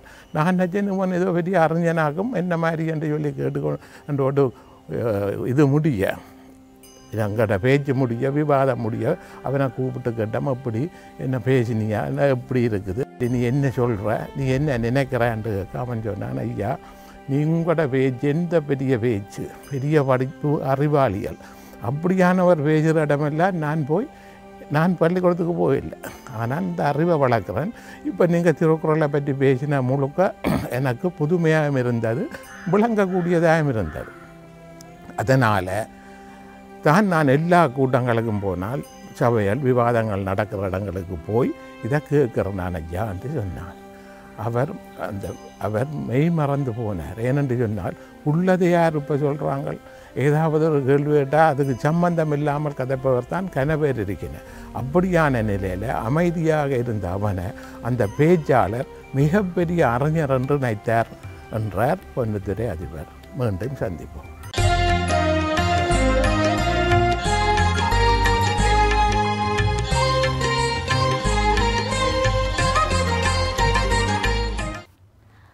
அழகிய குரலுடன் ஒரு கதையினை பார்த்துவிட்டு வந்திருக்கின்றோம் தர்ஷிகன். தொடர்ந்தும் நாங்கள் பேசுவோம். ஊழல் ஒழிப்பு பற்றி தான் பேசிக்கொண்டிருக்கின்றோம் தர்ஷிகன். குறிப்பாக நாங்கள் இந்த வர்த்தக நிலையங்களை எடுத்து பார்த்தோமானால் தர்ஷிகன், நிர்ணயிக்கப்பட்ட விலை ஒரு விலையாக இருக்கும். ஆனால் அவர்கள் அதுக்கு மேலாக கூட்டி அந்த ஏழை மக்களிடம் இவ்வாறான ஒரு முறையிலும் கூட ஊழல் நடவடிக்கையில் தான் ஈடுபட்டு கொண்டு இருக்கின்றார்கள். தர்ஷிகன் பார்த்தால் இதன் பணக்காரராக இருந்தால் கொஞ்சம் அவர்களுக்கு அது தோற்றாதாக காணப்படும். ஆனால் எமது ஏழை வறிய மக்கள், கிராமத்து மக்களிடம் இவ்வாறாக இவர்கள் தமது விலைகளை கூட்டி வைக்கின்ற போது அங்கு எமது மக்கள் அதிகளவாக பாதிக்கப்பட்டு கொண்டு இருக்கின்றார்கள். நிச்சயமாக இந்த கொரோனா காலத்தில் நாங்கள் அதிகளவாக முகம் கொடுத்த பிரச்சனைகளில் இந்த ஒரு விடயத்தையும் நாங்கள் சொல்லிக்கொள்ளலாம். ஏனென்று சொன்னால் வெறுமனே நாங்கள் ஆரம்பத்திலே சொன்னது போலதான் இந்த ஊழல் என்பது அதிகாரிகளால் மாத்திரம் செய்யப்படுவதில்லை, சாதாரண மக்களாலும் செய்யப்பட்டு கொண்டிருக்கிறது. சாதாரண கடை வைத்திருப்பவர்களில் இருந்து அனைவருமே செய்து கொண்டுதான் இருக்கிறார்கள். குறிப்பாக இந்த கொரோனா காலத்திலே நாங்கள் பல விடயங்களை பார்த்திருக்கிறோம். அதில் மிக முக்கியமான ஒரு பிரச்சனையாக இந்த ஒரு பிரச்சனையும் பேசப்பட்டு கொண்டிருக்கிறது, பேசப்பட்டிருந்தது. என்ன காரணம் என்று சொன்னால் இந்த கொரோனாவினுடைய காலத்தின் தாக்கத்தின் காரணமாக இந்த பொது முடக்கம் அறிவிக்கப்பட்டதிலிருந்து ஒரு சில கடைகளுக்கு ஒரு சில குறிப்பிட்ட நாட்களுக்கு பிறகு சில கடைகள் திறக்கலாம் என்று ஒரு விடயம் அறிவிக்கப்பட்டது. இதன் காரணமாக அங்கே அவர்கள் அந்த நிர்ணயிக்கப்பட்ட விலைகளுக்கு மேலாக, கட்டுப்பாட்டு விலைகளுக்கு மேலாக அதிக அளவிலே அந்த பொருட்களை விற்பனை செய்திருந்தார்கள். மக்களும் என்ன செய்வது என்று தெரியாமல் அந்த பொருளை வாங்க வேண்டும் என்பதற்காகவே அந்த இடத்தில் இருந்து அந்த பொருளை வாங்கி சென்றார்கள். இது ஒரு மிகப்பெரிய ஒரு மோசடியாக இடம்பெற்றிருந்தது. ஆனால் ஒரு விடயம் இருக்கிறது, நிச்சயமாகவே இன்றும் பல இடங்களில் நடைபெற்றுக் கொண்டிருக்கிறது, பல கடைகளில் இருந்து கொண்டிருக்கிறது. பல பேர் என்ன செய்கிறார்கள் என்று சொன்னால் இந்த கட்டுப்பாட்டு விலைகளுக்கு அல்லது நிர்ணயிக்கப்பட்ட விலைகளுக்கு அதிகமாகவே பொருட்களை விற்பனை செய்து கொண்டிருக்கிறார்கள். இவர்களை நாங்கள் கண்டும் காணாமல் இருப்பதுதான் அவர்கள் தொடர்ச்சியாக இவ்வாறான செயற்பாடுகளில் ஈடுபடுவதற்கு காரணமாக இருந்து கொண்டிருக்கிறது. எனவே எங்கு நீங்கள் ஒரு பொருளை வாங்குகின்ற பொழுது அந்த பொருள் கட்டுப்பாட்டு விலையை விட அல்லது நிர்ணயிக்கப்பட்ட அதிகபட்ச சில்லறை விலை, அதிகூடிய சில்லறை விலை என்று அங்கே அச்சுறப்பட்டிருக்கும். அந்த சில்லறை விலைக்கு அதிகமாக ஒரு பொருள் உங்களிடத்தில் விற்கப்படுகின்றது என்றால் நீங்கள் கேள்வி கேட்பதற்கு நீங்கள் உரித்துடையவராக இருக்கிறீர்கள். கேள்வி கேட்பதற்கு உங்களுக்கு முழு உரிமையும் இருக்கின்றது. ஏனென்று சொன்னால் பணத்தை கொடுத்து நீங்கள் பொருளை பெற்றுக் கொள்கின்றீர்கள். எனவே நீங்கள் நிச்சயமாகவே கேள்வி கேட்க வேண்டும், தாராளமாக கேள்வி கேட்கலாம் என்கின்ற ஒரு விடயத்தை சொல்ல வேண்டும். ஏனென்று சொன்னால் நீங்கள் அது ஒரு ரூபாயாக இருக்கலாம் அல்லது 10 ரூபாயாக இருக்கலாம். அந்த 1 ரூபாயில் மூலமாக ஒரு 10 பேரிடம் அவர் அங்கே ஒரு நாளைக்கு ஒரு 100 பேரிடம் பெற்றுக் கொள்கிறார்கள் இருந்தார், அவருக்கு 100 ரூபாய் மாத்திரம் அந்த மோசடி பணமாக சேர்ந்து கொண்டிருக்கிறது. இவ்வாறான செயற்பாடுகளை நாங்கள் தடுத்து நிறுத்த வேண்டும். நாங்களும் ஒரு சமூக பொறுப்புணர்வுடன் செயற்பட வேண்டும். எனவே ஒரு விலையை, ஒரு பொருளை நாங்கள் வாங்குகின்ற பொழுது அங்கே அதிகபட்ச சில்லறை விலை என்று அச்சடிக்கப்பட்டிருக்கின்ற அந்த விலையை நாங்கள் பார்க்க வேண்டும். அந்த விலை சரியான விலையில் இருக்கிறதா, அதே விலைக்குத்தான் அங்கே விற்பனை செய்யப்படுகின்றதா என்பது குறித்து நாங்கள் அவரிடம் கேள்வி எழுப்ப வேண்டும். அதற்கு மேலாக நாங்கள் விற்பனை செய்கின்ற பொழுது அவரிடம் கேள்வி கேட்க வேண்டும். என்னத்திற்காக இவ்வளவு அதிகளவாக விற்பனை செய்கின்றீர்கள் என்கின்ற கேள்வியை அவரிடத்தில் முன்வைக்க வேண்டும். அதற்கும் அவர் சரியான முறையில் பதிலளிக்கவில்லை, அல்லது அவர் முற்றுமுழுதாகவே அவர் விற்க முடியாது, எக்காரணத்தை கொண்டும் அவர் அடித்த விலைக்கு அல்லது நிர்ணயிக்கப்பட்ட விலைக்கு அதிகமாக அவர் எக்காரணத்தை கொண்டும் விற்க முடியாது. சரியான பதில் தர வராமல் விட்டால் நீங்கள் உடனடியாகவே நுகர்வோர் கட்டுப்பாட்டு சபைக்கு அறிவிக்கலாம். மாவட்டங்கள் தோறும் இந்த நுகர்வோர் கட்டுப்பாட்டு சபை இருக்கின்றது, அவர்களுக்கான தொலைபேசி இலக்கங்களும் இருக்கின்றது. எனவே நீங்கள் உடனடியாகவே அவர்களிடத்தில் முறையிடலாம். இந்த கடை குறித்தோ அல்லது ஒரு வியாபார நிலையம் குறித்தோ நீங்கள் உடனடியாகவே முறையிட்டுக் கொள்ளலாம். இவ்வாறாக நிர்ணயிக்கப்பட்ட விலைக்கு அதிகளவாகவே அந்த பொருட்களை விற்பனை செய்கின்றார்கள் என்கின்ற விடயத்தை முன்வைத்துக் கொள்ளலாம். இது தவிர இன்னும் ஒரு விடயம் இருக்கிறது. அவர்கள் சூட்சுமமாக ஒரு விடயத்தை சொல்வார்கள். இந்த குளிர்பானங்கள் அதிகளவாக கடைகளில் வேண்டி குடிப்பவர்களுக்கு தெரியும், அருந்துவர்களுக்கு தெரியும். என்ன செய்வார்கள் என்று சொன்னால், குளிர்பானம் குறிப்பாக 50 ரூபாய் விற்கின்ற குளிர்பானத்தை 55 ரூபாய் அவர்கள் எடுப்பார்கள். ஏன் 5 ரூபாய் கூட அப்படின்னு சொன்னா அவங்க சொல்லுவாங்க என்னன்னு சொன்னா, அந்த ஃப்ரிட்ஜுக்காக நாங்க கூலா தாரத்துக்காக உங்களுக்கு அந்த 5 ரூபாயை நாங்க சார்ஜ் பண்றோம் அப்படின்னு சொல்லுவாங்க. இதெல்லாம் அவர்கள் சொல்ல முடியாது. அவர்கள் குளிர்பானத்தை கூழாக கொடுக்க வேண்டியது அவர்களுடைய கடமை. அதற்கு அங்கே அடிக்கப்பட்ட விலைக்குத்தான் அவர்கள் கொடுக்க வேண்டும். உதாரணமாக நாங்கள் எவனோ ஒருவன் திரைப்படத்திலே இந்த காட்சி வடிவாக அமைக்கப்பட்டிருக்கு. மாதவன் அவர்கள் எவனோ ஒருவன் திரைப்படத்தில் அந்த 2 ரூபாய்க்காக அந்த ஒரு கடியை அடித்து நொறுக்கி இருப்பார். இதன் காரணமாகத்தான் இவ்வாறு நாங்கள் ஒவ்வொருவருமே சமூக பொறுப்புடன் இருக்க வேண்டும். நாங்கள் இந்த அநியாயத்தை கண்டு பொங்கி எழ வேணும் அப்படின்னு சொல்லுவாங்க. அந்த மாதிரி சில விஷயங்களை நாங்க பொங்கி எழுந்த தான் பல மோசடிகளை எங்களால் தடுக்க முடியும் என்பது உண்மையான ஒரு விடயமாகத்தான் இருந்து கொண்டிருக்கிறது. இவ்வாறு பேசிக்கொண்டே போகின்ற வேளையில் நாங்கள் எங்களுடைய ஆரோக்கியம் குறித்து நாங்கள் சிந்திக்க வேண்டும். நிச்சயமாக தேசியின் ஆரோக்கிய வாழ்வு வந்து காத்திருக்கின்றது, பார்த்துவிட்டு வரலாம்.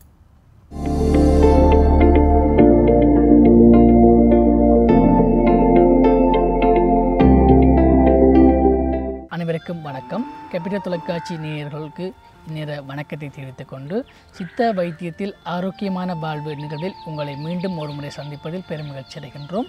நேற்றைய பதிவிலே நான் கூறியது போல், ஒரு நோயை நாங்கள் தீர்மானிக்கப்பட வேண்டும், சிகிச்சை முறையை தீர்மானிப்பதற்கு வேர்பேர், தலைப்பார், மிஞ்சினக்கால், பஸ்வ செந்தூரம் பேர் என்று கூறுவார்கள். அதாவது அதிலே நாங்கள் 2 வகையாக விளக்கங்கள் கூறப்படுகின்றன. வேர்பேர், தலைப்பார் என்பது ஒரு வைத்தியத்துக்கு முதலே நாங்கள் நரம்பில் கூறும்போது மருந்து 3 நாட்கள் என்பது போல சாதாரணமாக காணப்படுகின்ற கை வைத்தியம் அல்லது பாட்டி வைத்தியம் என்று கூறப்படுகின்ற இலகுவான வைத்திய முறைகளை பின்பற்றி பின்பு நோய்க்கு குறையாத பட்சத்தில் ஆயுள்கள் கூடின அல்லது கடும் சுண்ணங்கள் அல்லது பாஷாணங்களை அல்லது உலோகங்களை பயன்படுத்தி செய்யப்படுகின்ற பஸ்பங்கள், செந்தூரங்கள், சுண்ணங்கள், கட்டு, கலங்கு போன்ற வைத்திய முறைகளை பாரென்றும் கூறப்படுகின்றது.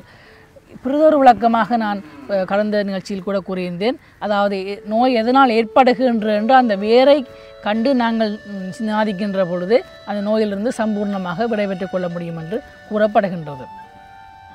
அதிலையும் நாங்கள் குறிப்பாக இன்று நவீன வைத்தியத்திலே எக்ஸ்ரே, எம்ஆர்ஐ, சிடி ஸ்கேன் போன்ற உபகரணங்களை நம்பிய உடலை கணிக்கின்ற முறை காணப்படுகின்றது. ஆனால் நாங்கள் மனிதர்கள், இயந்திரங்கள் அல்ல. எனவே அந்த நோய் எதனால் ஏற்படுகின்றன, சில நோயாளர்கள் வருகின்ற பொழுது கூறுவார்கள், முக்காலத்தில் கூட்டு குடும்பமாக இருந்த நாங்கள் இன்று தனி குடும்பமாக மாறிவிட்டோம் அல்லது தனியாளாக மாறிவிட்டோம். எனவே அவர்கள் பிள்ளைகளை பற்றி யோசிக்கின்ற பொழுது அல்லது கவலையாக இருக்கின்ற பொழுது அல்லது ஏதாவது அலுவலகங்களில் பிரச்சனை ஏற்படுகின்ற பொழுது அவர்களுடைய உயர்குருதி அமுக்கம் என்று சொல்லப்படுகின்ற ப்ரெஷர் கூடி காணப்படும், அல்லது நீரிழிவு நோய் அல்லது சர்க்கரை நோய் என்று கூறப்படுகின்ற டயபெட்டிக் கூடி காணப்படும். ஆனால் வைத்தியரிடம் செல்லுகின்ற பொழுது அவர்கள் அன்று பரிசோதித்து விட்டு உங்களுக்கு அதிகமாக காணப்படுகின்றது, எனவே நீங்கள் குளிசையை கூட்டுங்கள், மாத்திரையை கூட்டுங்கள் என்று கூறுவார்கள்.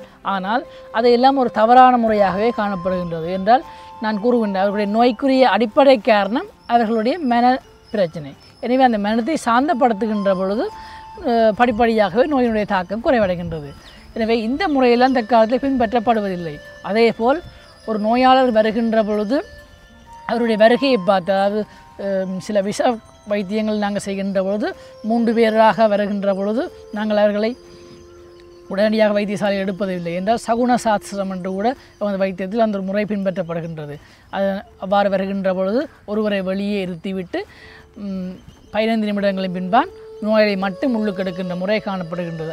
மற்றும் தூதுவன் குறி என்று அந்த நோயாளி வருகின்ற திசை, எந்த காலை முதலில் உள்வைக்கின்றார், என்ன வார்த்தை பேசுகின்றார், அதை வைத்து கூட அந்த நோய் தீருமா தீராதா, இல்லை அந்த நோயாளி விஷத்தால் பிழைப்பானா இல்லையா என்று கூட பழைய காலத்தில் பேர் போன வைத்தியர்களால் பின்பற்றப்படுகின்றது. ஆனால் தற்காலத்தில் அவையெல்லாம் மருகிவிட்டன. எனவே நாங்கள் அவற்றை சிறப்பாக பின்பற்றி கொண்டிருந்தால் எந்த ஒரு நோயிலிருந்து நாங்கள் நிரந்தரமான தீர்வை ஏற்படுத்தலாம். என்றால் இன்றைய நவீன மருத்துவத்திலே அனைத்து நோயும் கட்டுப்பாட்டிலே காணப்படுகின்றது. ஆனால் எமது வைத்தியத்திலே அதை சம்பூர்ணமாக குணப்படுத்த முடியும். ஆனால் நான் ஆரம்பத்தில் கூறியது போன்று ஒரு மண்டலம் அல்லது 2 மண்டலங்கள் பொறுமையாக செய்கின்ற செயற்பாடுகள் காணப்படுகின்றன. ஆனால் அந்தளவுக்கு மக்களுக்கு நேரமின்மை காரணமாக அவற்றை சரியாக பின்பற்றுவதில்லை. எனவே கிரமமாக அந்த கஷாயங்களாக இருக்கட்டும், இல்லை சூர்ணங்களாக இருக்கட்டும், இல்லை மாத்திரைகளாக இருக்கட்டும், சரியான விகிதத்திலே பின்பற்றுகின்ற பொழுது நாங்கள் நோய் தாக்கத்திலிருந்து விடுபட்டு கொள்ளலாம். பிறகு நிகழ்ச்சியில் சந்திக்கும் வரை உங்களிடமிருந்து விடைபெற்றுக் கொள்கிறேன். நன்றி, வணக்கம். மீண்டும் ஒரு நிகழ்ச்சியில் சந்திக்கும் வரை உங்களிடமிருந்து விடைபெற்றுக் கொள்வது நிரோஷ். வணக்கம்.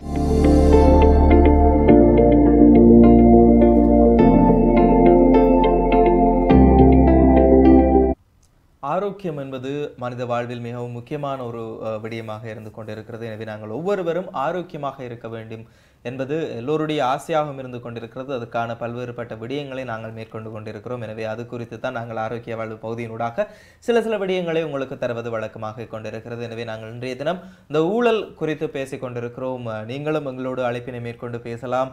அழைக்கலாம். கலையக தொலைபேசி இலக்கங்கள் உங்களுக்காக காத்து கொண்டிருக்கிறது. 0212225656 என்கின்ற கலையக தொலைபேசி இலக்கத்தின் வாயிலாக அழைப்பினை மேற்கொள்ளலாம். மீண்டும் ஒருமுறை அந்த இலக்கத்தை ஞாபகப்படுத்துகின்றேன். 0212225656 என்கின்ற கலையக தொலைபேசி இலக்கத்தின் வாயிலாக அழைப்பினை மேற்கொண்டு ஊழல் குறித்து உங்களுடைய பார்வை அல்லது நீங்கள் சந்தித்த அந்த கையூட்டு சம்பவம் அல்லது ஊழல் சம்பவம் குறித்தும் எங்களோடு பகிர்ந்து கொள்ளலாம். என்ன விடயங்களை கையாண்டால் நாங்கள் இந்த ஊழல் என்கின்ற ஒரு விடயத்தை குறைக்கலாம் அல்லது முற்றாக இல்லாமல் செய்யலாம் என்பது ஒரு காலப்போக்கில் நடைபெறக்கூடிய ஒரு விடயம் தான். குறைக்கலாம் என்கின்ற ஒரு விடயம் நீங்கள் உங்கள் மனதில் எந்த விடயத்தை மேற்கொண்டால் அல்லது எந்த விதமான செயற்றிட்டங்களை முன்னெடுத்தால் நாங்கள் செய்யலாம் என்கின்ற ஒரு விடயம் இருந்து கொண்டே இருக்கிறது. தொடர்ச்சியாக நாங்கள் பேசலாம். இப்பொழுது அழைப்பில் ஒருவர் காத்திருக்கிறார் என்று நினைக்கின்றேன். ஹலோ, வணக்கம். வணக்கம். வணக்கம். யார் அங்கிருந்து? அக்கரைப்பட்டிலிருந்து கணேசமூர்த்தி. அக்கரைப்பட்டிலிருந்து கணேசமூர்த்தி, எப்படி இருக்கிறீங்க? சுகமாக இருக்கின்றேன். அக்கரைப்பற்று நிலவரங்கள் எப்படி இருக்கிறது? தனிமைப்படுத்தல் இன்னும் தனிமைப்படுத்தல் நிலையிலாம் இருக்கின்றோம் எல்லாரும். நிச்சயமா. இன்று நாங்கள் இந்த ஊழல் குறித்து பேசிக் கொண்டிருக்கிறோம். நிச்சயமாக நல்ல ஒரு தலைப்பு. இன்றைய சமூகத்துக்கு தேவையான ஒரு தலைப்பாக தலைப்பு. ஆகவே இந்த ஊழலை பொறுத்த மட்டில் ஒரு வீடு, நாடு என்ற ரீதியில், உலகம் என்ற ரீதியில் நிச்சயமாக ஊழலற்றதாக இருக்க வேண்டும். நிச்சயமா. அதாவது ஒரு நாடு அபிவிருத்தி அடைய வேண்டும் என்றால் அந்த நாட்டிலே ஊழலற்றதாக இருக்க வேண்டும். ஒவ்வொரு மனிதனும் அதை புரிந்து செயற்பட வேண்டும்.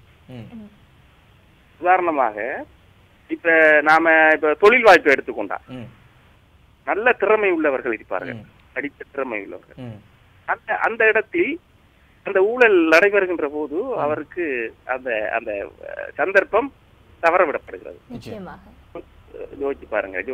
அதாவது அவர் ஒரு திறமைசாலியாக இருப்பார், ஆனால் அங்கு ஊழல் இருந்தால் அவருடைய அந்த திறமைகள் அவர்கிட்ட மலங்கடிக்கப்படுகிறது.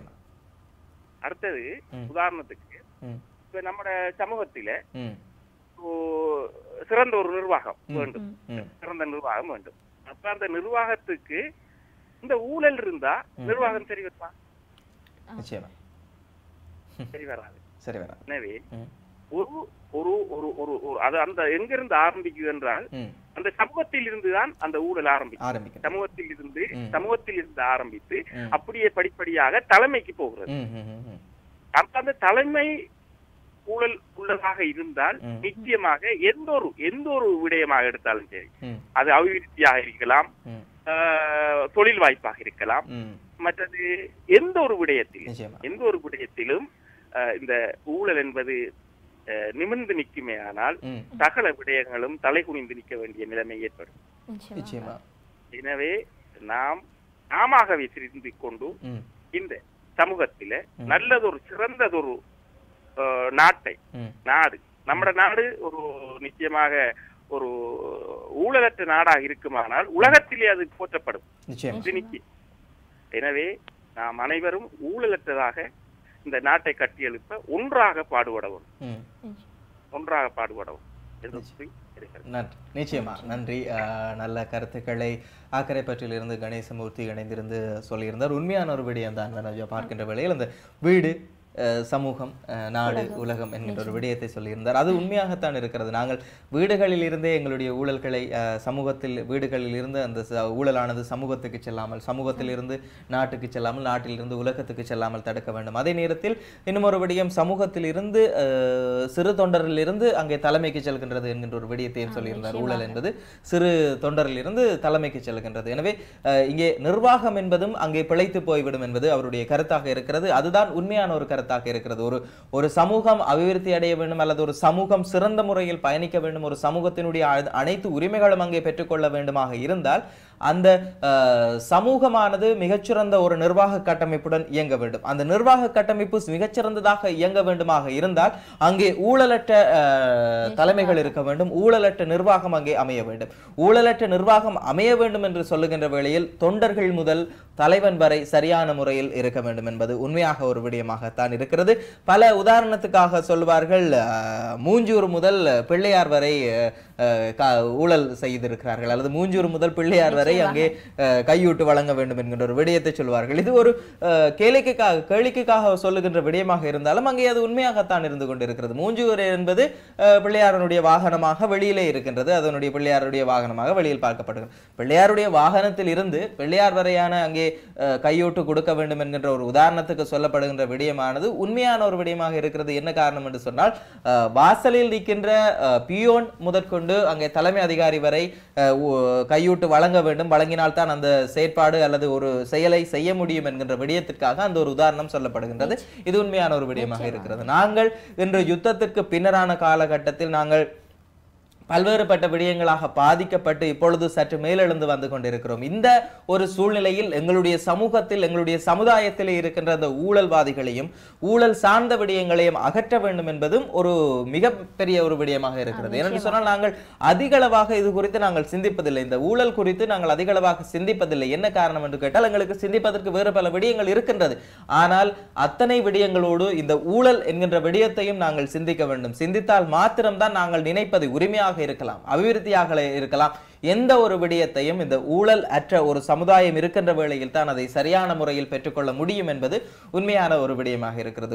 உதாரணமாக பல்வேறுபட்ட செயற்றிட்டங்களை சொல்லலாம், பல்வேறுபட்ட செயற்பாடுகள் இருந்து கொண்டேதான் இருக்கிறது. ஒரு மக்களுக்காக வழங்கப்படுகின்ற ஒரு செயற்றிட்டம் சரியான முறையில் மக்களிடத்தில் வந்து சேருவதில்லை. இதன் காரணமாக மக்கள் இன்றளவிலும் பாதிக்கப்பட்டுக் கொண்டிருக்கிறார்கள். குறிப்பாக நாங்கள் பார்க்கின்ற வேளையில் இந்த சரியான முறையில் வீட்டு திட்டங்கள் எல்லாம் சரியான முறையில் வந்து சேருகின்றதா என்கின்ற ஒரு கேள்வி மக்கள் மத்தியில் இருந்து கொண்டிருக்கிறது. அங்கே அவர்களுக்கு வழங்கப்படுகின்ற பணங்களானது சரியான முறையில் மக்களிடத்தில் அதே அளவு பணம் போய் சேருகின்றதா என்பது ஒரு கேள்வியும் இருந்து கொண்டேதான் இருக்கிறது இல்லையா? நிச்சயமாக தேசிகன், ₹1 தொடங்குகின்ற லஞ்சமானது பல கோடி ரூபாயாகவும் பல பில்லியன் மில்லியன் கணக்குகளாகவும் அங்கு உருவெடுத்துக் கொண்டிருக்கின்றது தேசிகன். நிச்சயமாக இந்த நேரத்தில் அழைப்பில் மீண்டும் ஒருவர் இணைந்திருக்கிறார். ஹலோ, வணக்கம். வணக்கம், யார் அங்க இருந்து?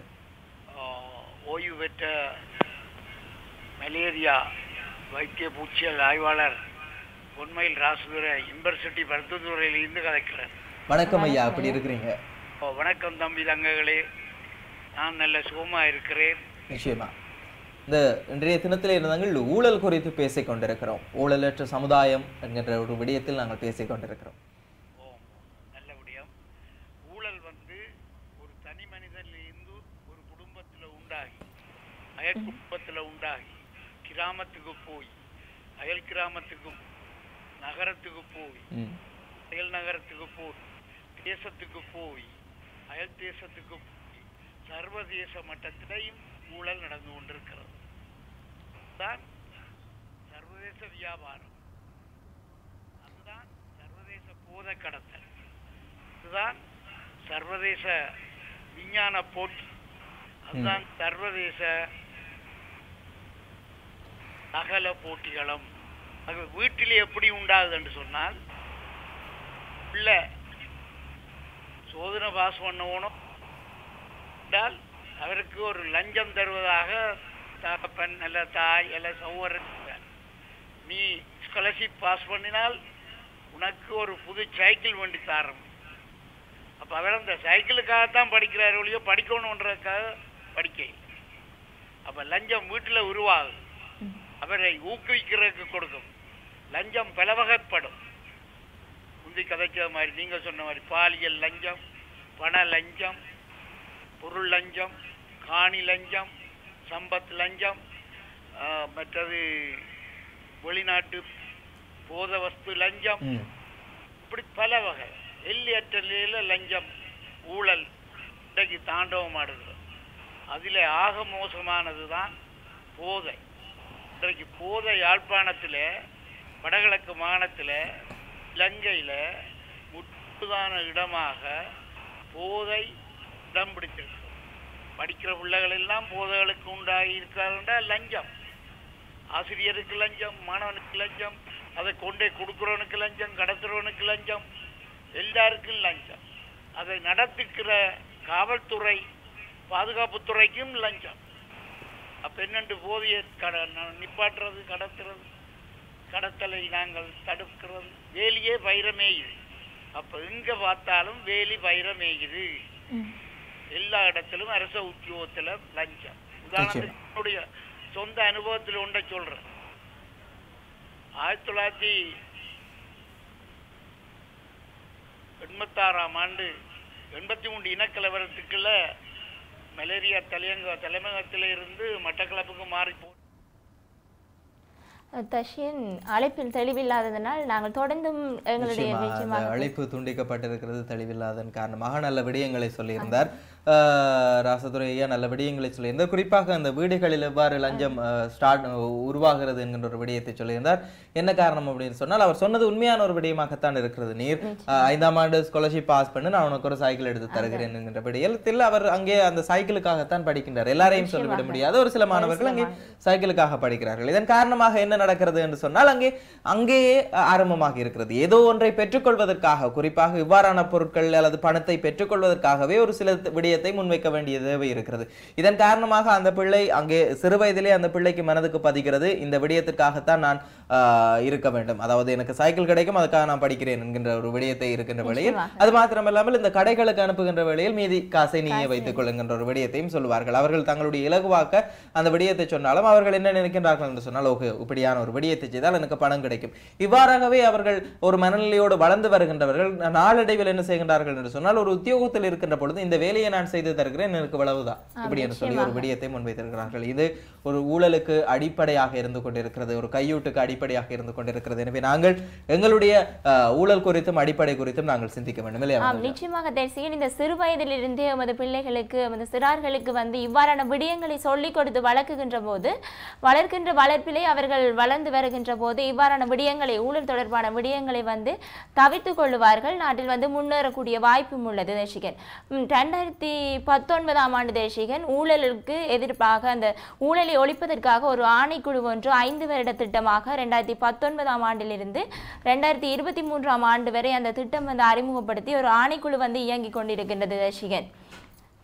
நிச்சயமாக இவ்வாறாக பல ஆணைக்குழுக்கள் இயங்கிக் கொண்டுதான் இருக்கிறது. இது தவிர பல விடயங்கள் இருந்து கொண்டிருக்கிறது. இந்த ஊழல் குறித்து நாங்கள் சிந்திக்க வேண்டும். ஊழலற்ற சமுதாயத்தை நாங்கள் உருவாக்க வேண்டிய ஒரு கடப்பாடு எங்கள் எல்லோரிடத்திலும் இருக்கின்றது. ஒரு மிகப்பெரிய சமூக பொறுப்பு எங்கள் முன்னே இருந்து கொண்டிருக்கிறது. இதை நாங்கள் கண்டும் காணாமல் இருந்து கொண்டிருக்கிறோம் என்பதுதான் கவலைக்குரிய ஒரு விடயமாக இருக்கிறது. எனவே இனி எங்கு என்ன விடயங்கள் நடைபெற்றாலும் அதை நாங்கள் தட்டி கேட்க வேண்டும். ஒரு சமூக பொறுப்புணர்வுடன் செயற்பட வேண்டும் என்கின்ற ஒரு விடயத்தையும் நாங்கள் வலியுறுத்தி கொண்டிருக்கின்றோம். அதன் காரணமாகத்தான் ஒவ்வொரு இந்த சமூக பொறுப்பு எல்லோருக்குமே இடம்பெற வேண்டும் அல்லது எல்லோருக்குள்ளேயும் வர வேண்டும் என்பதற்காகத்தான் இவ்வாறான தினங்கள் ஐக்கிய நாடுகள் சபையினால் அனுஷ்டிக்கப்பட்டு கொண்டிருக்கிறது, ஐக்கிய நாடுகள் சபையினால் அங்கீகரிக்கப்பட்டிருக்கிறது என்பது உண்மையான ஒரு விடயம். எனவே நாங்கள் இந்த ஊழல் கையூட்டுகள் என்பது குறித்து நாங்கள் பல்வேறுபட்ட விடயங்கள் பேசி இருக்கிறோம், பல்வேறுபட்ட விடயங்களை உங்களுக்கு சொல்லி இருக்கின்றோம். நீங்களும் அது குறித்து சிந்திக்க வேண்டும் என்கின்ற ஒரு விடயத்தையும் நாங்களும் வலியுறுத்தி கொண்டு, ஊழலற்ற சமுதாயத்திற்காக நாங்கள் அனைவரும் ஒன்றுபடுவோம், சமூக பொறுப்புடன் செயற்படுவோம் என்கின்ற ஒரு விடயத்தையும் வலியுறுத்தி கொண்டு நாங்களும் நிகழ்ச்சியிலிருந்து விடைபெற்று செல்ல போகின்றோம். இதுவரை நேரமும் நிகழ்ச்சியோடு இணைந்திருந்த அத்தனை சொந்தங்களுக்கும் நன்றிகளையும் வாழ்த்துக்களையும் தெரிவித்துக் கொண்டு, அழைப்பினை மேற்கொண்ட அத்தனை சொந்தங்களுக்கும் நன்றிகளையும் வாழ்த்துக்களையும் தெரிவித்துக் கொண்டு, மற்றொரு வணக்கம் கேபிட்டல் நிகழ்ச்சியின் வாயிலாக உங்கள் அனைவரையும் சந்திக்கும் வரை உங்களிடமிருந்து அன்பு கலந்த வணக்கங்களுடன் விடைபெற்றுக் கொள்ளும் நான் என்று உங்கள் அன்பின் தர்ஷிகன். வணக்கம். வணக்கம்.